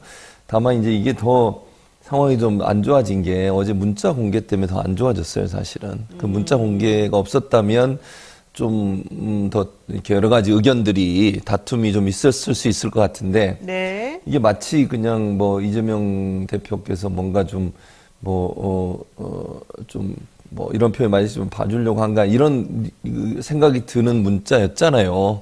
의도가 있었든 없었든 어때서 문자 내용만 보면 그러니까 네. 그러다 보니까 사실은 현근택 부원장이 더 안 좋은 상황에 처해진 거죠, 사실은. 네. 그런 문자가 공개된 상태에서 이제 징계를 어차피 어떻게 할 거냐는 문제인데 윤리심판원에서 심의하면서 어떤 결과가 나오든 이게 또 보수 윤리감찰단에서 지금 하고 있죠. 그렇죠. 네. 그러니까 윤리감찰단에서 어떤 경우가 나오든 이제 보수 언론이나 이런 데서는 또 만약에 좀 약하게 나오면 이재명 대표의 뜻이 아니냐 이렇게 또 나올 수 있거든요. 그게 이제 걱정되는 부분이에요. 네. 그래서 윤리감찰단도 이런 부분들을 고려하지 않을까 하는 생각이 들어서 좀 안타까워요. 그러니까 뭐 사실관계는 확인이 돼야 되겠지만 한 정치 지망생이 이제 이런 부분 때문에 여러 가지 문제가 생겼고 어제 문자만 아니었어도 사실은 조금 이게 냉정하게 어떤 내용인지를 살펴볼 필요가 있었는데 어제 문자 때문에 더 이게 상황이 좀 안 좋아진 상황이 아닌가 저는 개인적으로 그렇게 생각합니다. 지난 12월 29일이죠. 황근택 변호사하고 같은 지역구의 출마 예정자인 A 후보, 그리고 A 후보 수행 비서, 이렇게 같이 아마 시민단체 송년회에서 만나서 2차로 인근 호프집에 가서 술을 마셨던 것으로 보입니다. 본인은 그와 관련해서 좀 잘 기억을 못하고 있는데 그 다음날 아침에 A 후보로부터 연락이 와서 자기 수행 비서에게 화가 많이 나 있는 그 수행비서에게 좀 사과를 해달라는 요청을 받았다는 거고요. 네. 무슨 내용인지 정확히 이제 제대로 인지하지 못한 상태에서 일단 전화를 했지만 받지 않아서 문자로라도 뭐 사과를 하는 게 좋겠다는 뜻을 받아들여서 일단 사과를 했다는 얘기입니다. 그런데 본인 주장은 실질적으로 그런 표현을 한 것은 기억이 없고 그 A 후보마저도 그런 표현을 안 한 것으로 얘기했다는 것입니다. 예. 그러니까 이제 두 가지 워딩이 사실 문제가 있는데, 그래서 이제 조금 부적절해 보이는 워딩이 있는데, 네. 그 A 후보 말고 다른 사람도, 같이 있었던 다른 사람도, 황근택 변호사 그런 말 한 적이 없는데, 이제 이런 얘기를 했다는 거라서, 일단 본인은 부인하고 있는 상태거든요. 그렇죠. 자, 그런데, 같은 지역구에 나가는 A 후보라고 한다면, 결국은 경선 경쟁자라는 경쟁자죠. 거잖아요. 그렇죠. 경선 경쟁자하고 술을 마시면서 그렇게 부적절하게 혹은 부주의하게 게다가 그 비서까지 있는 상황에서 왜냐면 경쟁하다 보면 또 어떤 일이 벌어질지도 모르잖아요. 뭐 우리가 이제 이낙연 전 대표 사태를 보더라도 알 수 있는 건데. 근데 사실 그런 일이 벌어졌을까도 조금 이상하고 만약에 정말 그게 사실이라 그러면은 정말 이거는 사과를 단순 사과만으로 끝날 일은 당연히 아니지만. 그렇죠. 자, 이거 조금 이상하다고 좀 그래서 여겨지는 부분들이 많아요. 그러니까 이제 지금 말씀하신 것처럼 이제 노영희 변호사 설명했던 양쪽에 계신 분들이 뭐 그런 얘기를 했다면 공개적으로 좀 얘기할 필요가 있다는 생각이 들어요. 왜냐면 네. 이게 이제 녹취나 녹음된 건 없잖아요. 그렇죠. 그러니까 이분이 이제 주장하시는 건데 뭐 저는 지금 단계에서는 어느 것도 사실이 뭔지를 모르겠어요. 그 전제로 말씀을 드리면 옆에서 들었던 분들이 뭔가 좀 발표를 하시는 게 필요하지 않을까 하는 생각은 듭니다, 개인적으로. 왜냐면 이분들이 이제 제3의 증인이 될 수 있으니까 그렇죠. 뭐 어떤 얘기가 있었고 없었고 이런 부분들을 좀 정리해 주면 도움이 될 것 같아요. 왜냐면 두 사람의 주장이 엇갈릴 때는 또 부딪혀질 때는 누군가 제3의 증인들이 그 자리에 함께 있었던 분들이 얘기를 해준 게 대단히 중요하다고 저는 생각하거든요. 네. 그래야 일반 시청자나 국민들이 현상 파악, 그 사실관계 파악에 도움이 되지 않겠어요? 그런 점에서는 저는 이제 그 얘기를 언론에는 안 나왔잖아요. 지금 노영희 변호사가 설명해. JTBC 보도문화에 대한 입장문으로. 그러니까, 예. 그래서 그분들이 직접 좀 이게 언론의 증언이나 아니면 인터뷰를 통해서 또는 공식적으로 본인들이 어떤 SNS를 통해서라도 그런 글들을 좀 올려주면 네. 사실관계 파악에도 도움이 되지 않을까 이런 생각은 있습니다. 그러니까 여기서 좀 쟁점은 일단 그런 발언을 했느냐, 그 다음에 왜 경쟁 관계에 있는 사람하고 술자리를 하면서 좀 그렇게 부주의하게 만약에 했다면 그런 일이 벌어졌겠느냐, 또 실제 그런 일이 있었는지에 대해서는 좀 진상 파악이 좀 필요하다, 필요하죠. 이런 것도 있고, 또 하나 새로운 쟁점이 그와 관련해서 이재명 대표와 정성호 의원 간에 주고받았다는 문자입니다. 사실 정성호 의원은 국회에서 당연히 기자들이 항상 그 문자 이렇게 보고 찍잖아요. 있어요. 네, 그렇죠. 그거를 네. 알 텐데, 이게 예를 들면 낚인다? 뭐 이런 표현도 좀 저속하게 쓰긴 합니다만. 그러니까 저는 그것도 부주의한 것도 대단히 잘못됐다고 생각해요. 주의를 했어야죠. 그러니까 그렇죠. 네. 예전에 그 사진 보셨죠? 지금은 이제 비대위원장이지만 한동훈 법무장관 밑에 들어가서 막 이렇게 하는 거, 네네네. 그 사진도 있었잖아요. 그만큼 주의를 하거든요. 안 보이게 하려는 거죠, 그게. 그래서 본회의장에서는 모든 카메라가 망원렌즈 달고서 다 기자들이 그거 다 보고 있어요. 특히 이제 이렇게 정성 의원처럼 이재명 대표가 가까운 분이라고 알려진 분은 더더욱 주의를 했어야 돼요. 거기서 문자를 하지 말든 네. 아니면 완전히 보이지 않게 하든 뭐 방법을 강구했어야 되는데 그렇게 대표와의 어떤 개인적인 문자가 공개되게 하는 것은 대단히 저는 잘못됐다고 생각해요. 그는 어떤 내용이든 네. 그런 내용들은 언론에 공개되면 안 되는 거잖아요. 사적으로 대화를 나누는 문제인데 공개가 돼서 민주당이나 이재명 대표에게 부정적인 영향을 미칠 수 있는 내용들인데 그런 부분들이 공개되게 한 것은 정성 의원이 잘못한 거예요. 저는 주의를 더 기울였어야 된다. 그리고 가능한 한 본회의장에서 안 하는 게 좋아요. 그 문자를 꼭 반드시 그때 급하게 해야 될 문제가 아니잖아요. 근데 그런 문자를 거기서 뭐 그냥 나중에 개인적으로 사무실 가서 보든지 이랬으면 되는데 그런 부분을 한 것은 대단히 좀 문제가 있다. 그 문자 때문에 사실은 이 문제가 뭐 원래 상황과 다른 방향으로 지금 흘러가고 있는 모습을 보이고 있어서 안타까워요. 그래서 윤리감찰단이 이제는 지금 현 변호사가 주장하는 것처럼 만약에 다른 증인들이 있다고 하면 그분들까지 불러서 사실관계 파악을 해야 돼요. 양쪽 의견도 물론 들어야 되고요. 그러니까 뭐 예를 들면 지금 피해를 당했다고 호소하시는 주장하시는 분 그분의 의견도 뭐 직접 안 된다면 전화로든 어떤 방법으로든 내용을 파악하고 또 현 변호사가 주장하는 것처럼 만약에 또 다른 증인들이 있다고 하면 그분들도 불러서 물어보면 되지 않겠어요? 그러면 네. 사실관계 파악에 좀 더 도움이 될 거고 그런 진술들이나 증언들을 잘 이렇게 녹취를 하든 아니면 어떻게 좀 확인을 해서 국민들이 좀 궁금해하는 부분 또 만약에 저는 아까 노영희 변호사 말씀드린 그런 말이 있었다면 정말 잘못된 행동이에요. 이거는 그게 사실이라고 하면 네. 현 변호사가 이런 말을 했다면 그건 현 변호사가 비판받아 마땅하다고 저는 생각해요. 네, 맞습니다. 어떻게 그런 말을 합니까 앞에서. 네. 그러나 이제 만약에 그게 정말로 서로 간에 약간의 차이가 있는 말이었다면 이 부분에 대해서는 사실관계 파악이 먼저 우선이 아닐까 이런 생각이 듭니다. 배동원님께서 우리나라 말은 그 뜻이 아와 어가 분명히 다릅니다. 악마 프레임에 넘어가지 맙시다 이런 얘기도 했고 조영영님 술 핑계 대지 말고 사과부터 하는 게 맞습니다. 이런 얘기도 하셨는데 일단 여러 가지 측면에서 확인이 분명히 필요한 것 같고요. 근데 이제 여기서 또 언론에서도 비판하는 본질을 벗어난 것 중에 하나가 이재명 대표는 아프다 그러면서 병원에 누워가지고 문자하느냐 하나하고 또 하나는 이걸 왜 공식적으로 이렇게 당 차원에서 의견을 구하지 않고 개인적으로 물어봐가지고 그렇게 하느냐. 정성호 의원하고 안 친하다더니 그것도 거짓말 아니냐. 막 이런 쪽으로 또 얘기가 흘러가더라고요. 아니 문자를 하는 걸 가지고 문제를 삼으면 안 돼요. 아니 뭐 아픈 사람 문자하면 안 돼요? 네. 그건 좀 말이 안 된다고 생각하고요. 문자 하는데 무슨 이거 지금 이제 회복 중에 있으니까 문자하는 데는 문제가 없는 거잖아요. 그걸 하는 것 자체를 문제 삼으면 저는 안 된다고 보고. 네. 지금 두 번째 문제는 그런 비판을 할 수는 있다고 봐요. 이게 물론 윤리감찰단에서 감찰 결과가 나온 뒤에 하는 게 맞다고 보지만 그럼에도 불구하고 다양한 의견들을 대표 입장에서 듣는 것은 좀 필요하다고 보거든요. 대표가 예를 들면 윤리감찰단에 압박을 가해가지고 어떤 방향으로 가도록 했다면 그건 큰 문제가 될 수 있겠죠. 그러나 이제 여러 가지 여론도 듣고 또 다른 동료 의원들에 대한 의견도 듣는 것은 저는 필요하다고 봐요. 그래서 이제 대표가 나중에 윤리감찰단에서 어떤 결과가 나왔을 때 그 결과에 대해서 어떤 이제 최종적인 판단을 할 거냐에 여러 가지 여론들과 의견들을 듣는 것은 저는 필요하다고 보기 때문에 그 자체가 꼭 문제라고 보진 않습니다. 그래서 정성 의원뿐만 아니라 모르겠어요. 문자를 정성 의원한테만 보냈을지 저는 또 원내대표나 다른 사람한테도 의견을 들었을 가능성은 저는 있다고 보거든요. 물론 네. 그건 제가 추측하는 거고요. 그렇기 때문에 의견 듣는 것 자체가 문제라고 보진 않아요. 그게 윤리감찰단에 그럼 감찰을 지시했다는 말은 대표 입장에서 문제가 심각하다고 인식한 거잖아요. 네. 그리고 사실관계 파악이 필요하다고 판단한 거니까 그 자체로 보면 되는 것이지 의견을 여러 번 듣고 최종적인 판단을 어떻게 했냐가 제일 중요하다고 생각해요. 의견을 듣는 게 문제가 아니고 최종적으로 이건 윤리감찰이 필요하다고 생각해서 윤리감찰단에 감찰을 지시했다는 거 이게 최종적인 판단이잖아요. 그럼 그걸 보고 얘기를 해야지 그 전에 어떤 결정을 내기 전에 여러 의견들을 듣는 것 자체를 가지고 문제를 삼는다? 그건 아니라고 생각합니다. 네, 이 와중에 국민의힘 비대위원으로 임명된 박은식 씨 예. 같은 경우에도 사실은 문제가 많이 되는 설화들이 있습니다.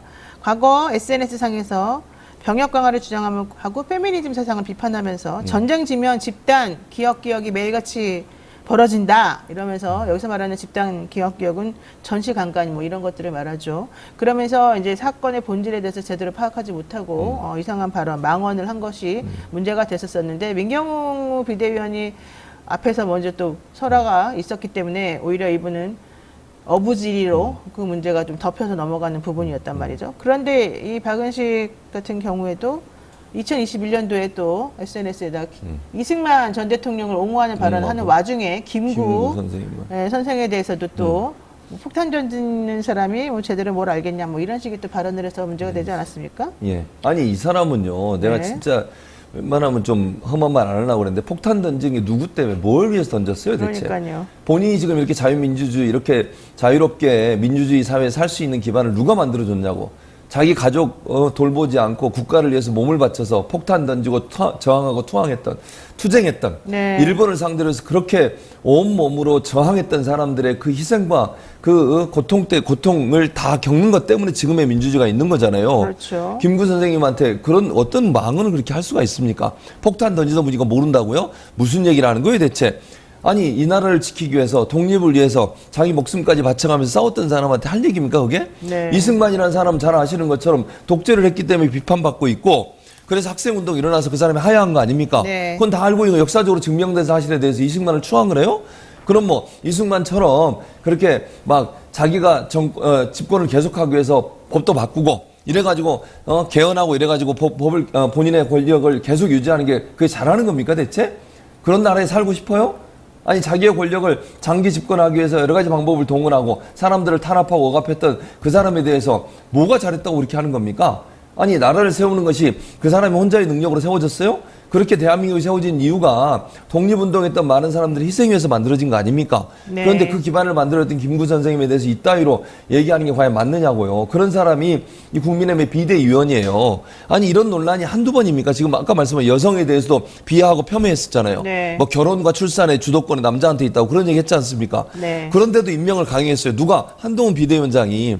그런 사람 데려다가 비대위원을 하면서 어떻게 바꾸겠다는 거예요. 국민의힘이 지금 비상 상황이에요. 국민으로부터 많은 따가운 눈초리를 받고 있고 네. 비판을 받고 있잖아. 그래서 비대위원회가 생긴 거 아닙니까? 위원장을 본인이 하고 있고. 네. 그런데 들어온 비대위원을 제대로 검증도 안 해가지고 이런 사람이 들어와서 비대위원을 하고 있는데 이게 지금 제대로 된 비대위원이라고 말씀드릴 수 있겠습니까 대체? 네.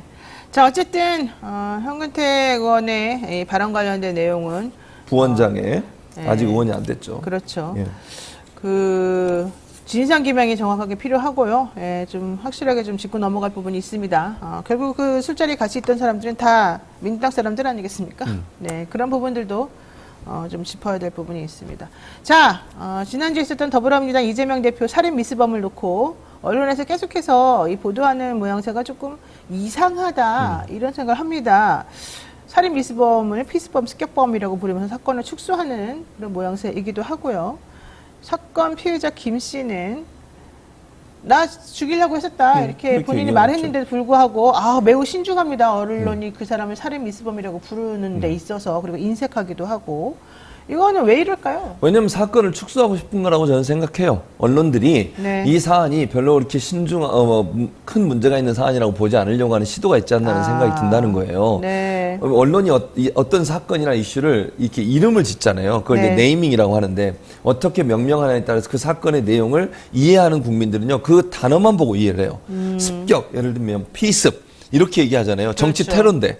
아니, 그러니까 명확하게 죽일 의도를 가지고서 이재명 대표를 공격한 거 아닙니까? 이런 천인공노할 일이 어디 있습니까? 이게 사람입니까 대체? 네. 아니 이거는요 이재명 대표가 아니라 하더라도 마찬가지예요. 다른 어떤 인간이 다른 사람에 대해서 죽일 목적을 가지고 그렇게 무도하게 범행을 저질렀어요. 이런 정치 테러범이잖아요. 네. 이건 살인 미수범이고 살인을 목적으로 했다고 하니까 그렇다고 하면 그런 단어를 써야 이 사람의 범행 동기나 행동이 명확하게 이해가 되는 거예요. 습격범. 이러보면 일반인들 잘 모르는 분들 같은 경우에는 자세한 상황에 대해서 이런 분들 같은 경우는 그냥 뭐 우연히 했나? 이런 생각이 들지도 않겠어요? 네. 이렇게 하면 안 돼요. 그러니까 살인을 목적으로 범행을 저지른 사람이 미수에 그쳐서 그 사람이 지금 조사를 받고 있고 뭐 처벌이 될 가능성이 있다라고 얘기하는 게 맞지. 네. 그걸 습격범, 피습범 이렇게 적는 것은 사건의 본질을 파악하는데 본질을 흐리게 만드는 그런 역할을 한다고밖에 볼 수 없는 거죠. 맞습니다. 그래서 민주당에서는요 정치테러 대책위원회를 구성을 해서 그렇죠. 전현희 전 권익위원장을 위원장으로 임명을 하고 이 살인 미수범과 관련된 사건이나 이 언론 보도 등에 대해서 좀 정확하게 대처하겠다 뭐 이런 얘기를 지금 하고 있습니다. 그런데 유달리 이재명 대표에 대한 건이 있으면 이 피해자인데도 불구하고 항상 공격의 대상이 되고 기승전 이재명 공격으로 항상 이어진다는 게 좀 문제인 것 같고요. 네. 이번에 천준호 비서실장이 또 그 병원의 의사에게 문자로 뭐 퇴원을 조금 요청했다. 이게 또 어제 단독으로 동아일보에서 나왔거든요. 그래서 또 얘기가 또 뭐 특권 의석이 쩔어있네 뭐 이런 얘기가 지금 나온단 말이죠. 이것도 조금 좀 아니, 자. 제대로 된 비판인지. 퇴원해달라고 요청했다면, 뭐, 사실관계 모르겠는데, 사실을 하더라도 그게 특권입니까? 아니, 퇴원시켜주세요. 이게 특권이에요? 의사한테 개인적으로 요청했다 뭐 이런 거겠죠? 그게 뭔 특권인데요?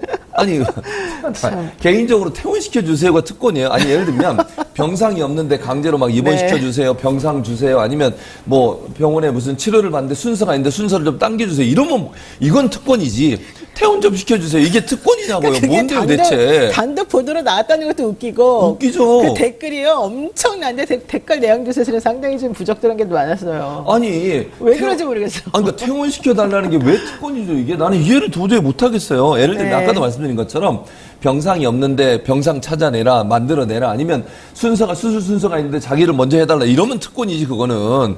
근데 이게 아니고, 퇴원은요, 가족이 원하거나 본인이 원하면 하는 거예요. 물론, 의사가 판단을 하긴 하죠. 네. 그 요청을 할 수 있는 거 아닙니까? 그렇죠. 아니, 예를 들어서, 가족들이 우리 좀 여러 가지 상황 때문에 퇴원해야겠습니다. 그래서 퇴원한다. 근데 그거를 의사가 오케이 하는 거지. 그게 퇴원시켜주세요가 무슨 특권의식이냐고요, 대체. 아니, 뭐 퇴원시켜달라는 게 특권의식이라는 말은 생전에 처음 들어봤어요, 저는. 아니, 예를 들어서 너무 이제 사람들이 많아서 중환자실 입원할 장소가 없어. 근데 그 사람 한 사람 밀어내고 나 좀 해주세요. 이러면 특권이지, 그거는. 우리는 그런 거 한 번도 뭐가 들어주지도 않아요. 누가 들어줘요, 그런 거를. 아니, 또 높으신 분들은. 아, 무슨 말이, 모르겠어요. 근데 퇴원이 무슨 특권이냐고, 퇴원이. 802님께서 퇴원대 맘대로 못하는 이재명 대표님. 진짜 어처구니가 없네. 근데 정말 이재명 대표가 이렇게 당무에 복귀해서 일을 좀 빨리 하고 싶은 마음이 강력해서 지금 사실 회복이 안 되는데도 불구하고 퇴원을 조금 빨리 하고 싶어 했다는 게 첫 번째 사실이고요. 두 번째로는 지금 아무도 대면에서 보고를 못 한답니다. 천준호 비서실장마저도 문자나 뭐 이렇게 카톡이나 이런 것들을 통해 전화나 이런 것들을 통해 가지고 대표에게 보고를 하고 있고 아무도 지금 대면을 못하고 네. 가족들만 잠깐 못 잠깐씩 들어가게 돼 본다는 있어요. 거예요. 네. 그러니까 아주 그냥 완벽하게 회복은 또 지금 안 돼 있는 거고 맞아요. 안정을 좀 취해야 되는 상황인 것 같고요. 현재 이재명 대표는 미음, 죽 이런 걸 지금 식사로 하고 있다고 하니까 이런 저런 여러 가지 사정을 보면 아마 완벽히 회복이 안 된 것 같은데 너무 빨리 지금 나오려다 보니까 또 이렇게 된 겁니까? 아니, 빨리 나와. 아니, 생각해보면 질문이 좀 내가 그랬나요? 몇 번을 말씀드리는데요. 네. 퇴원이라고 하는 건 환자나 보호자가 판단해서 우리가 여러 가지 상황들이 있을 수 있잖아요.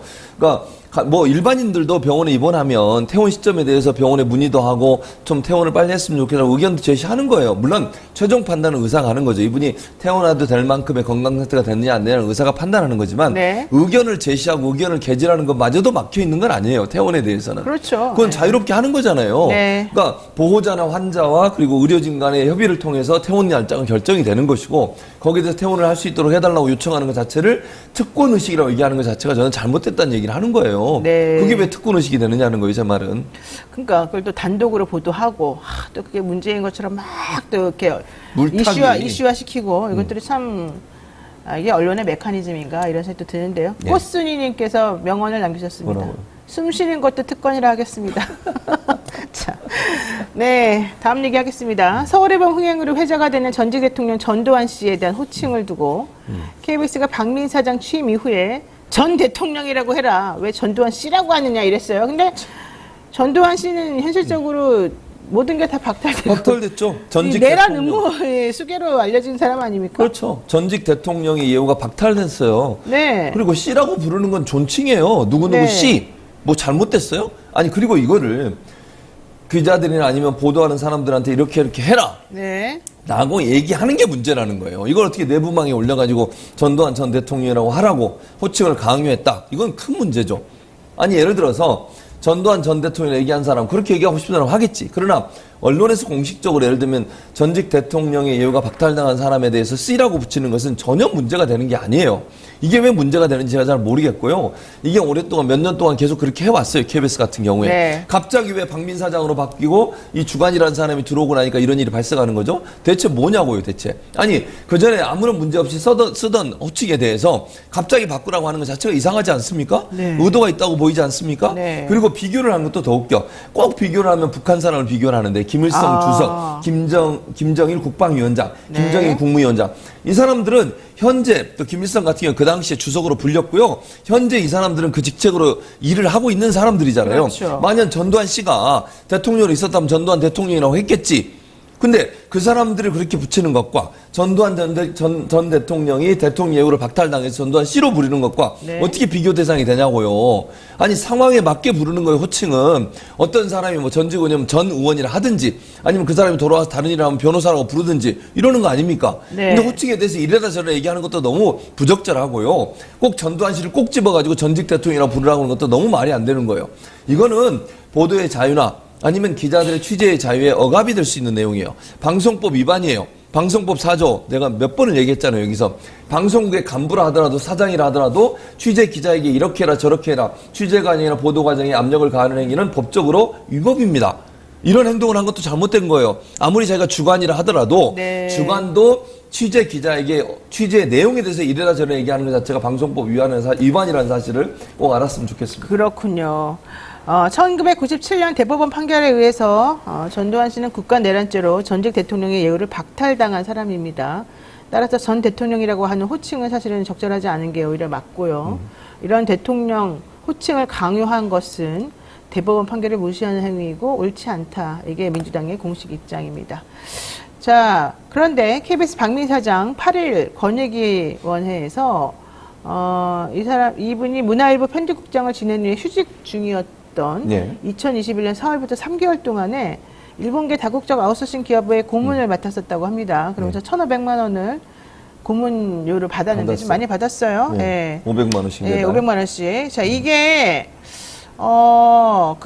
금품 수수, 뭐 이런 거다. 뭐 이제 이런 식으로 좀 사실은 지적이 되었었고, 그렇죠. 권익위에서 이걸 조사를 했었지 않습니까? 그렇죠. 근데 이게 무혐의, 종결 처리가 됐어요. 그러니까요. 그렇지 않다고 어떻게 그때- 된 겁니까? 그러니까 저는 이게 이해가 안 되는 게, 자 네. 보세요. 이 사람은 휴직 중이었어요. 휴직이라 하면 본인이 갖고 있는 직업을 그만둔 게 아니에요. 여러 가지 이유 때문에 어쨌든 3개월간 휴직을 한 거잖아요. 그렇죠. 그럼 그 직책은 계속 유지되는 거예요. 그 사람에 대해서. 아. 그런 거 아니에요? 휴직을 하면? 그렇죠. 뭐 퇴직한 게 아니니까. 그렇죠. 퇴직한 게 아니니까. 예. 근데 언론인은, 기자는 김영란법 대상이에요. 그렇죠. 네, 기자는 김영란법 대상이니까 변호사는 아니지만 네. 좋겠습니다. 청탁금지법 위반. 그거 좋겠다고 변호사는 아니니까. 교수도 여기에 대상이에요 또. 아, 교수는 왜 그러는 거야? 그래서 대체 지금 이해가 안 화를 저한테 되네. 내시는 왜 그러는 거예요? 왜 변호사를 안 하고 교수만 집어넣는 거예요? 변호사 하세요. 이진아 기자가 다 이게 언론인도 다 포함돼. 그러면 언론인이 휴직 중에 500만 원씩을 받았어요. 저는 이게 이해가 안 되는 게 첫 번째는 뭐냐면요. 휴직 중에 다른 직업을 갖는 것도 뭐 고문이니까 직업이라고 볼 수는 없을 수 있지만 이것도 돈을 받는 업무잖아요. 고문이라도. 고문이면 뭐 고문을 하든지. 근데 무슨 고문을 해주죠? 몰라요. 뭔지 나도. 좀 이상해요. 다국적 기업, 아웃소싱 기업에서 기자가 네. 무슨 종류의 고문을 할까요? 그러니까 그리고 기자가 이런 돈을 받는 것도 대단히 부적절해요. 현직 그럼요. 기자로 있으면서 고문호 역할을 한다? 네. 그거는 사실은 그 회사나 아니면 그와 관련된 여러 가지 기사를 쓰거나 아니면 보도 과정에서 영향력을 행사하거나 본인이 거기에 대해서 우호적인 기사를 썼을 가능성을 전혀 배제할 수 없는 거잖아요. 네. 모르겠어요. 그런 썼는지 안 썼는지는. 그러나 그걸 청탁금지법이나 김영란법이 만들어진 취지 자체가 언론인들이 누구로부터 어떤 뭐 부탁을 받거나 아니면 청탁을 받아서 어떤 기사를 써주거나 아니면 어떤 역할을 했을 경우에 그것이 문제가 될 수 있는 위험성이 있기 때문에 이 사람들을 기자들을 청탁금지법의 대상으로 놓은 거 아니겠어요? 네. 그런데 휴직하는 과정에 3개월 동안 500만 원씩이나 받으면서 매달 1,500만 원의 돈을 받았어요. 이게 왜 문제가 안 되냐는 거예요. 네. 근데 국민권익위에서는 이게 문제가 안 된다고 판단을 내렸어요. 이게 만약에 전현희 위원장이 있었으면 이런 판단이 나왔을까요? 저는 아니라고 봐요. 난리 났었겠죠. 네. 하여튼간 뭔가 좀 공정하지 않은 일이 벌어지고 있는 듯한 느낌적 느낌을 우리가 또 배제할 수가 없는 상황입니다. 자, 윤석열 대통령의 출근 시간 확인하면서 방송했었던, 그러면서 대통령 예. 너무 빈번하게 지각하신다, 이렇게 말했던 유튜브 채널 기자가 있습니다. 서울의 소리 기자인데 유튜브를 운영하고 있죠. 네. 예, 맞아요. 이분이 꽤 오랫동안 윤석열 대통령의 출근 시간을 보도를 방송을 했는데 이게 이제 대통령은 국가 원수인데 이렇게 그냥 출근 시간을 생중계 이렇게 하는 것이 옳지 않다. 이러면서 방심위가 안보 위협을 이유로 삭제 요청을 했습니다. 아니, 자, 무슨 안보냐고요. 자, 보세요. 대통령이 출근하면 막 사이드카하고 삐뽀 하면서 가요. 그러니까 다 봤어요? 난 몇 번 봤어요. 지나가는 거. 봤어요. 그러면 그걸 몰라?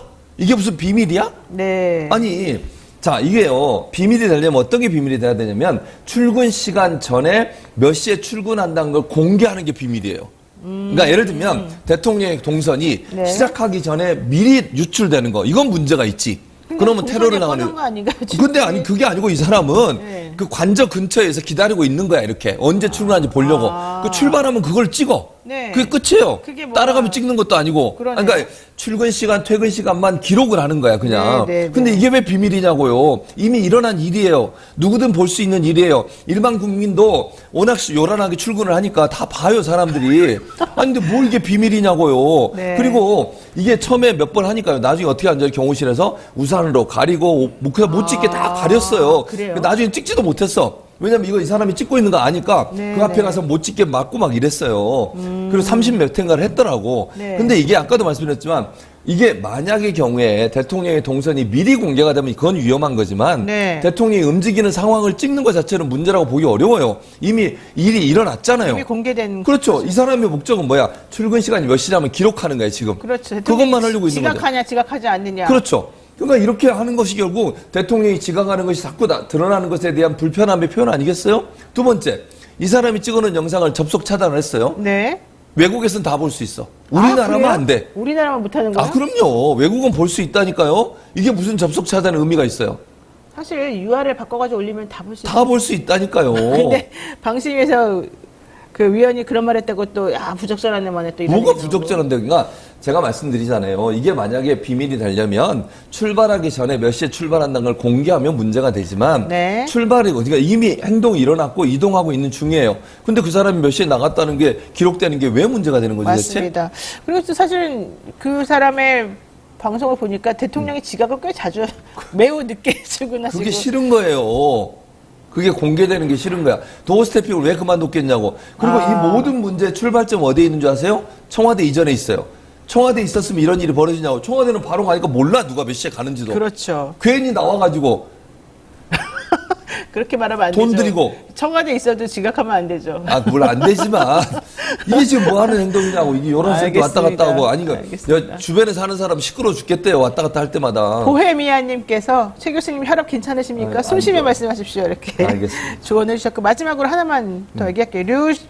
이 방심위 류희림 위원장, 김만배 신랑님 허위 인터뷰 보도와 그 인용 보도들에 대해서 방심위에 민원 넣도록 했다는 민원 첨부 의혹이 있었잖아요. 요거 관련해가지고 전체 회의가 8일부터 9일까지 이틀 동안 열렸는데 이 회의를 비공개를 하냐 마냐 가지고서 또 서로 간에 얘기가 오고 가다가 류 위원장이 퇴장을 했습니다. 그러면서 나중에 방심위원들이 조사가 진행되고 있는 사안임에도 불구하고 폭력 행위 및 욕설을 했다. 이것은 인격모독 테러 행위다. 정치적 중립과 독립을 훼손하고 있는 것이다. 이렇게 주장했습니다. 지금 사실 본인이 정치적 중립과 독립을 훼손하는 행위를 했다는 것이 문제가 돼서 회의하던 와중이었는데 이런 발언이 좀 적절한가요? 아니, 적절하지 않죠. 유일인 방심위원장을 사퇴하라고 얘기한 거예요. 야당 추천위원들이. 그렇죠. 그러면 욕설을 했는지 아닌지 모르겠어요. 이거는 사실관계는 그 지금 지적이 되고 있는 이분 정말 욕설을 했는지 아니면 사퇴하라고 얘기하는지 그건 모르겠어요. 사퇴하라고 얘기하는 거 할 수 있는 거죠. 소리를 질러서 높여서 고성으로 말했을 수는 있겠죠. 그렇죠. 근데 욕설이 있었는지 없었는지는 이거는 몰라요. 지금 현재는 파악이 안 되니까. 근데 지금 문제는 뭐냐면요. 유일인 방심위원장이 이걸 본질을 자꾸 그래요. 이게 이재명 대표의 그 정치 테러 피습도 같은 맥락이에요. 왜냐면 본질은 뭐냐면 이게 이재명 대표를 싫어하고 뭐 제가 추측한 이건 제 추측입니다. 국민의힘을 지지하고 그다음에 태극기 집회에 나갔다고 하는 분이 이재명 대표를 살해할 목적으로 와서 공격을 했던 거고, 근데 이거를 자꾸 특혜 논란으로 몰고 가면서 물타기를 한 게 언론이에요. 근데 방심위도 마찬가지예요. 지금 본질은 뭡니까? 방심위원장이 자기 지인 가족을 이용해서 민원을 청구해서 예, 그 의혹. 들어왔다. 예. 그건데 지금 뭘 하고 있어요? 그 민원 넣은 사람에 대한 공개, 즉 저 개인정보를 유출한 사람이 누구냐를 찾고 있는 거야. 네네. 예전에 그거 똑같아요. 박근혜 정부 때 십상시 사건 기억나시죠? 누가 네네. 유출했냐가죠. 그때 당시에 이제 지금 좀 위쪽으로 가셨지만 조홍천, 예를 들면 박관천 이런 네네네. 사람들이 징계 먹었잖아요. 그것 때문에. 네. 이런 거하고 똑같은 거야. 즉 공익 제보 차원에서 문제가 있는 사안들을 밖에 알리고 언론에 알린 사람을 네. 색출해 가지고 그 사람을 처벌하겠다는 거 아닙니까? 네. 이게 무슨 그럼 공익 제보의 원래 의도가 뭐예요? 내부에 네. 문제가 있는 부분을 밝혀내는 거 아닙니까? 근데 밝혀낸 사람에 대해서 징계를 하겠다고 나서는 이 부분에 대해서 의원들이 지금 문제를 삼는 거잖아요. 지극히 정당한 문제 제기인데 그거에 대해서 문제를 제기했다고 해서 욕설을 했다는 둥, 뭐 소리를 질렀다고 자기가 퇴장을 해? 사퇴하세요. 네, 지금까지 최진봉 성공회대 교수 말씀 들었습니다. 고맙습니다. 감사합니다. 최민희, 김현천 민주당 의원 모시고 정치계 각종 현안에 대한 날카로운 시각 들어볼 예정인데요. 우선 김현 전 의원 먼저 인사 나누겠습니다. 어서 오십시오. 네, 안녕하세요. 네, 최민희 의원님은 지금 좀 오고 계시니까 우리가 좀 먼저 얘기하고 있다 보면 오실 것으로 생각이 듭니다. 아침에 지난번에 그 명동에서 눈 많이 왔을 때 오세훈 시장이 버스 노선 한번 바꿔놨다가 난리가 났었잖아요. 그런 식으로 대중교통도 예기치 못하게 그런 일이 벌어지는 것 같습니다. 이분 최민희 의원은 남양주에서 대중교통 이용해서 오시는 분이라서 사실은 그냥 차량으로 이용하는 분들하고 달리 항상 시간 정확히 일찍 오시는 분인데 오늘은 좀 그렇게 됐습니다. 자, 지난주에 있어서는 안 될 일이 일어났습니다. 이재명 대표 현재 건강 상태가 어떤지 잘 아시는 게 있나요? 이제 회복 중인 거는 이미 보도가 됐고요. 지금은 가족을 제외하고는 이제 면회가 안 되는 걸로 알고 있습니다.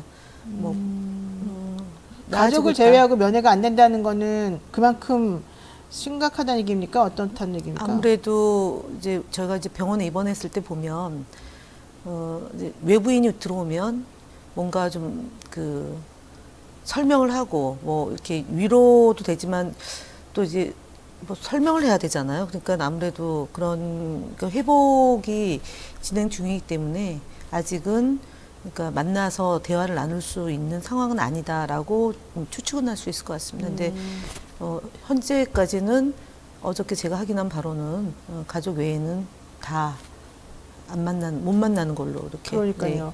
우리가 이제 수술 긴급하게 마쳤고 위험한 수술 했다고 그 서울대 병원에서 말했었고, 그리고 난 다음에 중환자실로 옮겼었고, 그 다음에 일반 병실로 옮겨서 회복이 진행 중이라고 네. 들었는데, 그럼에도 불구하고 아직 면회를 할 정도는 아니다, 일반인에게. 이런 얘기인 것 같아요. 그러니까 1월 2일 날 사건이 발생하고 나서 네. 사실은 지난 지 6일 정도이기 때문에 아직은 이렇게 안심하고 이렇게 사람들을 만날 수 있는 상황은 아니다, 이렇게 보여집니다. 네. 자, 게다가 솔직히 제가 이재명 대표라 그래도 다른 사람 만나고 싶지도 않을 것 같아요. 뭐냐면 본질은 본인이 그러니까 살해를 당할 뻔한 테러를 당한 피해자인 거잖아요. 근데 지금 현재 마치 본인이 무슨 갑질한 사람처럼 지금 막 언론에서 난리를 치고 있단 말이죠. 게다가 저는 이해가 안 가는 게 소아청소년 협회 의사들이 이재명 대표를 고발한다는 거예요. 업무방해 혐의로. 부산과 서울대병원의 업무방해 혐의로.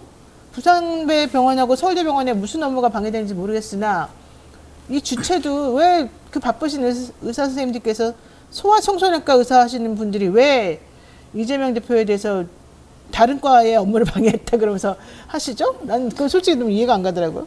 좀 정치적으로 자꾸 이런 문제가 악용이 되는 것을 실제로 지금 제1야당 대표이지만 제1야당뿐만 아니라 우리 당의 전체 이제 그 정당 대표이지 않습니까? 다수 의석을 갖고 있는 정당의 대표인데 지금 일각에서 헬기 이용에 대한 문제 내지는 몇몇 의사들의 그 성명서 전 이런 것들이 결국은 우리 사회의 갈등과 분열을 조장하고 이런 테러가 다시는 있어서는 안 되는 지점을 좀 포커스를 해야 되는데 마치 정략적으로 정치적으로 악용해서 뭔가 이득을 보려고 하는 그런 흐름에 일부 언론이 편승해서 부풀리고 있는 것 아니냐라고 보여지고, 근데 다만 오늘 그 언론에서 제가 아침에 쭉 모니터를 하는 결과 그 내용은 지면에서는 사라진 것 같습니다. 아, 그래요? 네. 그나마 다행인데 네. 그러니까 제가 이해가 안 갔던 거는 무슨 약속이라도 한 듯이 일률적으로 그냥 그 내용으로 도배가 너무 많이 됐다는 거예요. 그리고 본질은 이건데 본질을 하고 전혀 상관없는 다른 거를 자꾸 갖고 와서 물타기를 하면서 정말 주객이 전도되고 본말이 전도되는 상황이 계속 벌어지고 있더라는 거예요. 그러니까 이게 이제 저희가 어떤 사건이 벌어지고 참사가 벌어지면 네. 사건의 본질을 파악해서 진상을 규명해가지고 책임자를 처벌하고 재발 방지 대책을 마련하기 위해서 그렇죠. 정당이 나서고 국회가 나서는, 그리고 언론은 그것을 뒷받침하면은 이게 이제 깔끔하게 정리가 되는데, 매번 보면 이제 사회적 참사나 아니면은 이런 정말 사회적으로 아주 있어서는 안 될 사건이 벌어지는데 그 사건의 본질을 외면하고 격가지를 가지고 감나라 배나라 하면서 재발을 방지하는 게 아니라 또 다른 사건을 만들어내는데 네, 분야를 자꾸 야기시켰다. 이게 네. 이제 윤석열 정부가 그동안 그 전국 국정 운영하는 방식 중에 하나였던 것 같습니다. 이제 저희가 지난해도 끔찍한 우리가 정말 아끼던 연예인 한 분이 비명 행사를 했는데, 그분 사건도 사실은 그 공인에 대한 그 연예인에 대한 게 어디까지 보호받아야 될지는 좀 사회적 그 합의가 있어야 되지만, 그런 문제를 다룰 때도 언론과 경찰이 정말 무방비 상태로 노출시키면서 극단적 선택을 하게 된 건데, 이번의 경우도 제1야당 대표를 정말 백조대낮에 테러를 가한 네. 거잖아요. 그리고 그것이 굉장히 오랫동안 모의를 계획을 해왔고, 엄청 오래 한 거예요. 해왔고, 그리고 당적에 대한 부분도 사실은 경찰이 먼저 양 당에게 그 사람에 대한 당적 여부를 확인해 달라고 했는데 갑자기 당적 공개를 안 하겠다. 이건 뭔가 있다는 거거든요. 그러니까 감추는 자가 법인이다는 것처럼 경찰도 지금 뭔가 누군가의 사주를 받거나 아니면은 이 사건을 최소한 은폐시키거나 축소시키려고 하는 그런 의도에서 비롯된 것이 아니냐라는 합리적 의심을 하게끔 하는 거죠. 네. 그리고 보세요. 파이낸셜 뉴스, 오늘자 뉴스도 그렇고요. 어제 중앙일보 기사도 그렇고요. 마치 지금 모든 의사들이 이재명 대표가 헬기 타고 서울 가서 수술받는 것이 엄청나게 문제인 것처럼 모두 화가 나고 뿔이 나고 이해가 안 간다, 지역 의료를 무시하는 거다, 이런 식으로 지금 반응하고 있다고 계속 기사에 나오는 거예요. 오늘 파이낸셜 뉴스의 첫 번째 제목이 이재명 대표 고발하겠다, 전국 의사들 이재명 헬기에 뿔났다, 이게 제목인데, 지금 도대체가 칼 맞아가지고 목숨이 위험한 상황에서 본인의 거주지가 서울이라서 서울 가서 수술받는 사람한테 뭐가 문제인지, 닥터 헬기 타면 왜 안 된다는 것인지, 솔직히 그 말도, 그 비판 자체가 저는 옳지 않다고 생각하는데, 그런 거에 대한 얘기는 하나도 없이 서울의 의사들도 화났어요, 부산의 의사들도 화났어요, 의료 체계를 무시한 거예요, 막 이런 데만 계속 얘기하고, 특히 대한청소년과 의사회가 오늘 10시에 고발장을 낸다는 거예요. 대한청소년과 의사회는 왜 고발장을 냅니까? 무슨 관계예요, 도대체가? 소아청소년과하고 무슨 상관이에요? 거기도 당적 특히? 조사해야 되겠는데요. 아니, 난 이해가 안 가가지고, 솔직히 말해가지고, 이런 행동에 왜 일반적인 의사들을 다 동원해가지고, 이런 식으로 하는 거는 제가 알기로는 정치적으로 뭔가 의도가 있지 않으면 이렇게 하기가 어렵거든요. 어쨌든 중요한 건 그런 의미에서라도 이해가 안 되는 부분이 막 벌어지고 있으니 지금이라도 빨리 본질에 집중하는 것이 필요하겠다, 이런 생각합니다. 자, 경찰 이번 주에 최종 수사 결과를 발표할 예정이라고 하는데, 김씨 당적 등이 밝혀지지 않은 것, 뭐 정당법 어긋날 수 있다, 이런 얘기 지금 하지만 앞으로 이건에 대해서 좀 정확히 짚고 넘어가야 될 부분이 있을 것 같습니다. 얘기 좀 해주시죠. 그러니까 앞서 얘기했던 것처럼 애초 1월 2일 날 이제 사건이 벌어지고 나서 경찰이 이제 양 당에게 그 저거를 양 당에게 그러니까 당적이 확인이 필요하다라는 공문을 보냈고, 그래서 사실은 그때 이제 정당법 때문에 논란이 되기 때문에 당에서는 바로 확인하지 않았던 걸로 알고 있습니다.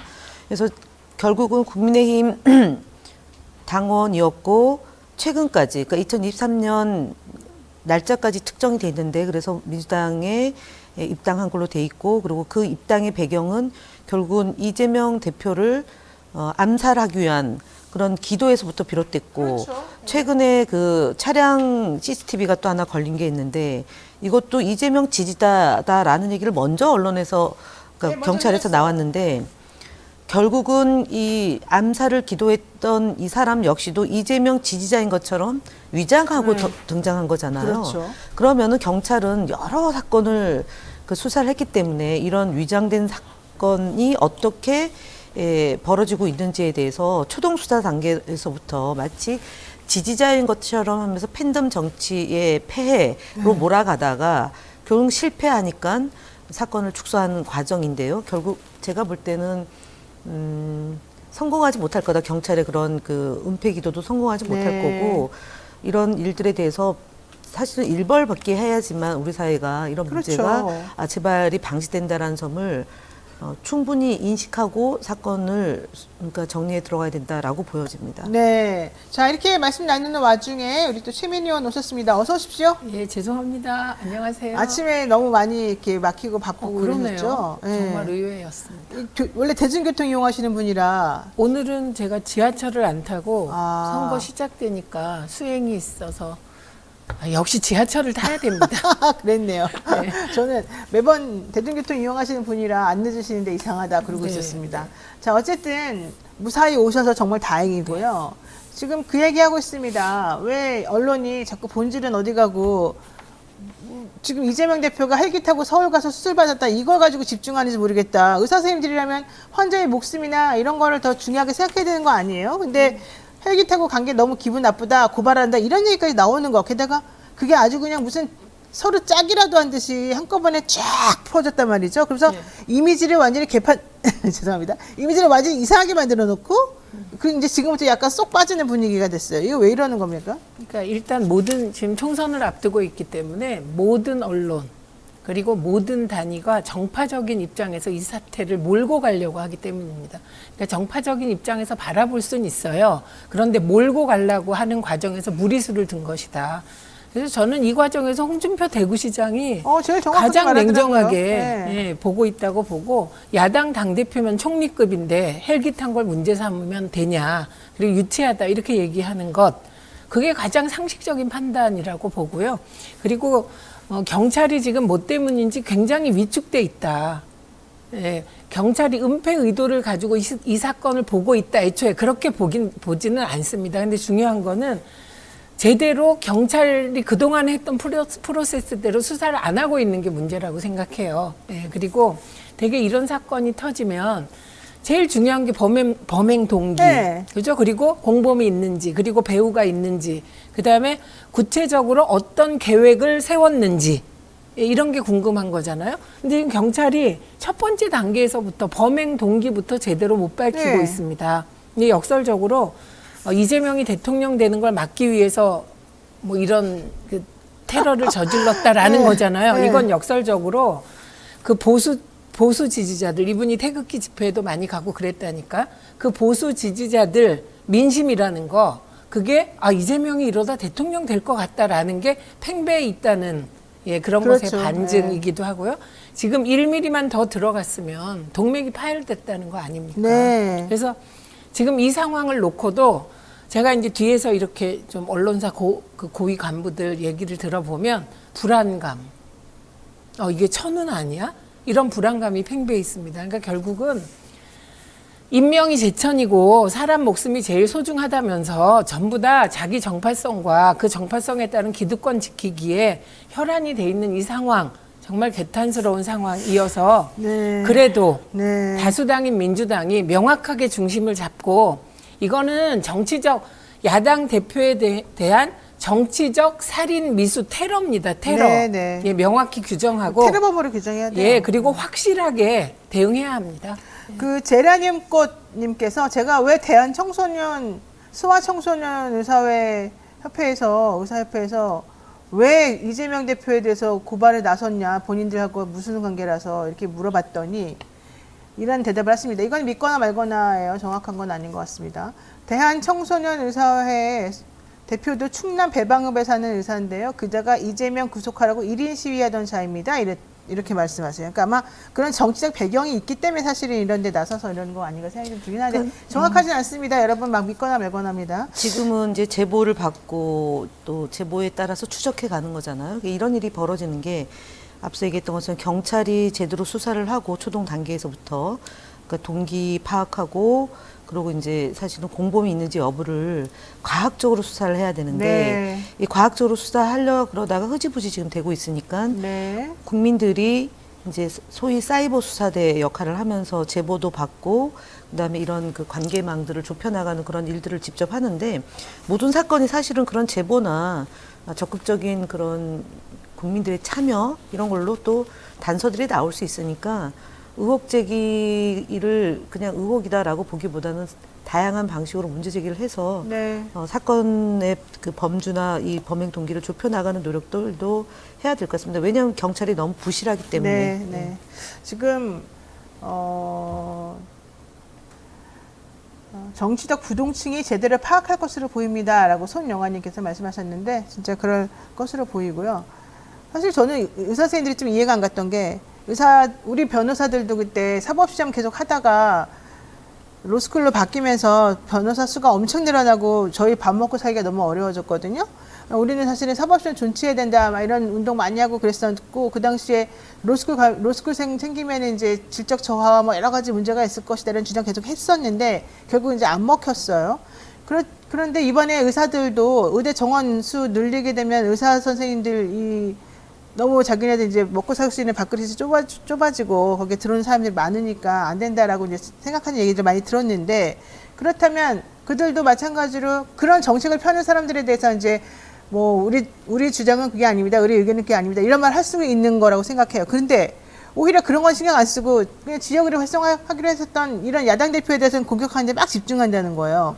그러니까 저는 그게 정말로 자기네들 때리는 사람들한테는 아무 말도 못하고 그것도 이게 민주당이냐 아니냐에 따라서 많이 달라지는 듯한 모습을 보이니까 이게 제가 잘못 알고 있는 걸 수도 있습니다만은 좀 이해가 안 가는 거예요. 그러니까 일단 민주당은 네. 민주당이 시민과 함께 가야 하는 이유는 소위 사회적으로 엘리트 기득권층이 민주당을 지지하기보다는 국민의힘을 지지한다는 그 속성이 그런 것 있습니다. 같으네요, 그런데 진짜. 저는 이번 건은 기자들께 당부드리고 싶은데 이런 사안을 놓고 잘 통하지도 않을 텐데 의사들이 집단 행동을 일부에서 하는 것을 취재해 볼 필요가 있다고 생각합니다.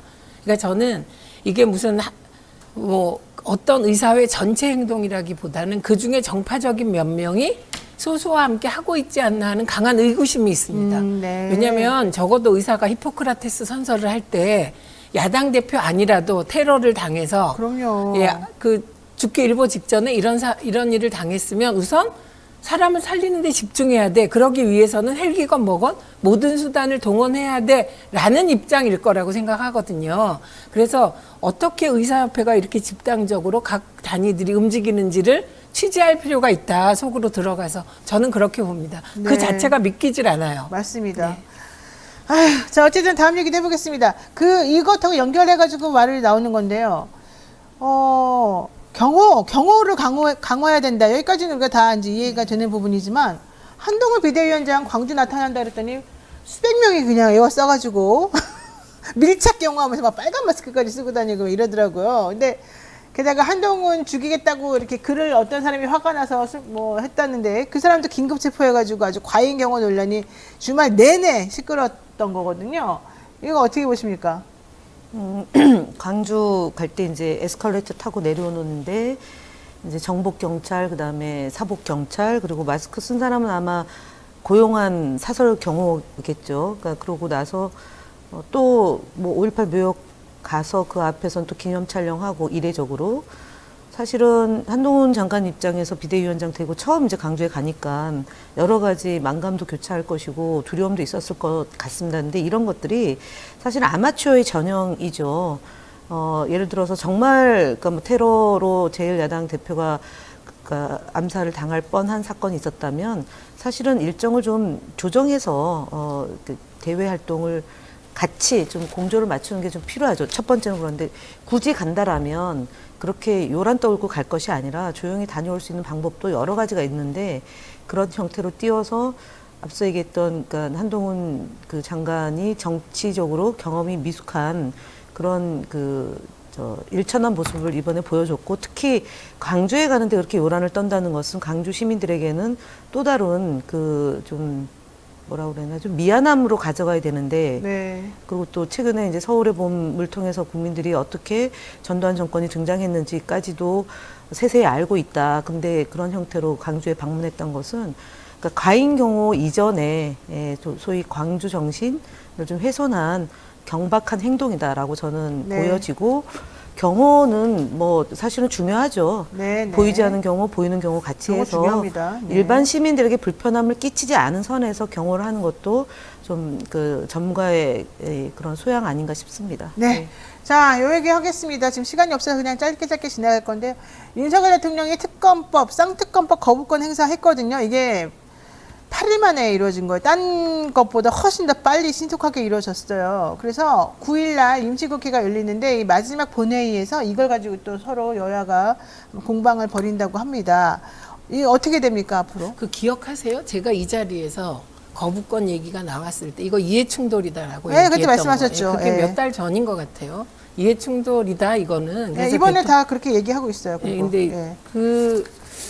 저는 결국은 대통령이 권력을 사유화하고 대통령이기보다는 한 여성의 지아비로서의 역할에 충실하려고 하는구나. 아. 그리고 이렇게 막 급하게 막 그 거부권을 행사한 건 집에서 굉장히 그 닥달을 당하시지 않았나? 이런 생각이 들었고, 근데 이런 아름다운 사랑을 하라고 보수 쪽의 지지자들도 네. 이런 아름다운 사랑을 하라고 표를 주진 않았을 겁니다. 왜냐하면 보수 쪽에서도 보수 지지자들 쪽에서도 이게 거부권 행사하지 마라 이런 여론이 사실 더 높았거든요. 네. 그래서 이거 근데 이제 제가 이제 참 거시기 했던 게 국민의힘인데요. 네. 그게 정당입니까? 적어도 이런 사안에 대해서 네. 역대 자기 가족에 대한 특검을 거부한 대통령이 있었는지요. 네. 다 특검 받았어요. 그리고 국민에게 사죄하고 용서 구했어요. 네, 그렇죠. 그런데 이 세기의 사랑, 대한민국을 뒤흔들 사랑에 대해서 경의를 표합니다. 알겠습니다. 결혼 이전 사건이고 그다음에 법무부가 앞장서서 성명서를 발표하고 하는 걸 보면서 사실관계조차도 호도하면서 김건희 소위 그러니까 V1이냐 V2냐 갖고 이제 논란이 있었는데 사실은 국정운정의 동반자인 김건희 그러니까 여사의 이런 일들에 대해서 용산 국민의힘, 그다음에 법무부까지 이렇게 나서서 하는 이유는 사실상 부의이기 때문에 그런 거 아닌가라는 말씀을 드리고요. 그다음에 얘기했지만 이명박 정부 때도 사저특검을 받아서 이거를 좀 해소하고 넘어갔던 거잖아요. 그럼에도 불구하고 지금 김건희 여사 건을 가지고 다 거부권을 행사하고 또 이제 국회를 이걸 가지고 이제 공전시키려고 하는 이런 태도를 보면서 정말 이번 총선이 중요하다. 총선에서 제대로 심판해야지만 이런 정말 무능력하고 네. 또 국민들을 우습게 보는 정권에 대해서 철퇴를 가할 수 있는 것 아닌가 싶습니다. 알겠습니다. 네, 그리고 지금 이렇게 나오니까 윤 대통령 측, 그러니까 대통령실 측에서는 그러면 우리가 김건희 여사 제2부속실 설치할 테니 그건 어때? 이렇게 제안을 했습니다. 이거 민심 회피용이고 자꾸 시선을 딴 데 돌리려고 하는 거 아닌가. 그걸로 시선이 돌려지겠습니까? 그건 아닙니까? 그거 만들거나 네. 말거나 네. 마음대로 하고요. 그리고 일단은 김현 의원님 말씀대로 이런 주가 조작에 관한 특검, 이게 김건희라는 이름을 빼고 그냥 주가 조작에 관한 특검이라고 생각해 보세요. 이걸 거부할 대통령이 없잖아요. 그런데 김건희라는 이름이 들어가니까 거부권을 행사한 거잖아요. 그래서 저는 이번에 만약에 정치 상황이 굉장히 미묘하잖아요. 공천과 맞물려서 네, 뭐 그렇죠. 이탈표 얘기도 나오고 그러는데 만약에 이번 국회에서 이 특검법이 대통령의 거부권 행사로 통과되지 않은 것이 네. 다음 국회에서 반드시 윤석열 대통령에게 부메랑으로 돌아갈 것이다. 이렇게 경고합니다. 알겠습니다. 네, 김현 의원님한테 이거 여쭤보겠습니다. 지난 6일에 김대중 탄생 100주년 행사에서 문재인 전 대통령이 축산했습니다. DJ 정신이 무엇이냐? DJ가 후배들에게 하고 싶었던 말이 정확히 무엇이냐? 이 얘기를 하면서 오늘 우리는 김 전 대통령 앞에서 부끄럽다. 그분이 염원했던 세상이 다시 멀어지고 있고 세상이 거꾸로 가고 있다.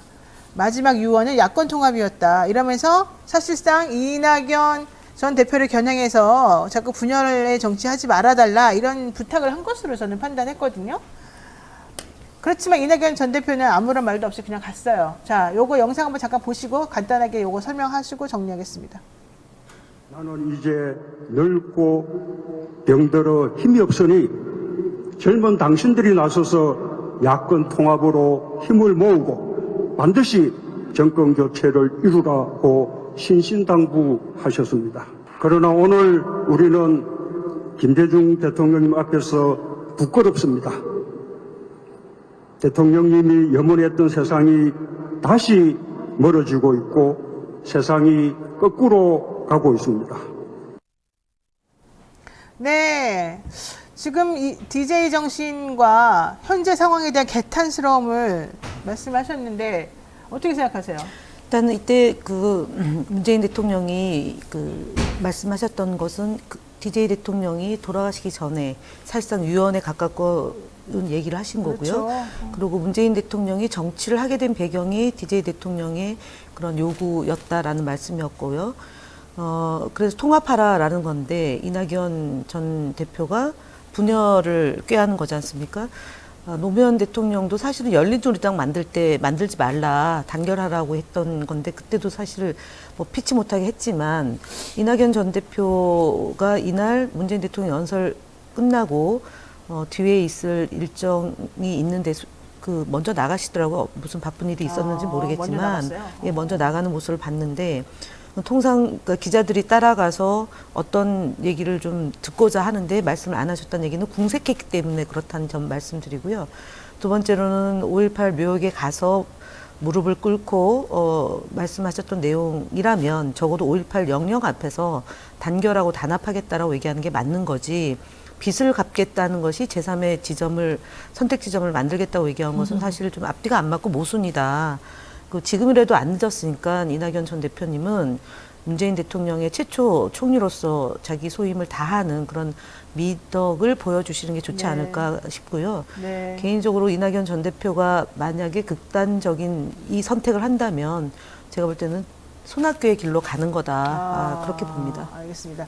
지금 시간이 없는데 30초만 짧게. 네. 이게 지도자의 길이 있고 개파 수장의 길이 있습니다. 그렇죠. 저는 이낙연 전 대표가 철저하게 개파 수장의 길을 가고 있고 마지막으로 내 자식 챙기기를 하려고 하다가 지금 지나치게 오버하고 계시다. 네. 이렇게 봅니다. 알겠습니다. 네, 지금까지 김현 최민희 전 의원과 함께 얘기 나눴는데요. 좋은 세상 꿈꾸며님께서 두 분께 응원한다고 전해달라고 슈퍼챗을 쏴주셨습니다. 고맙습니다.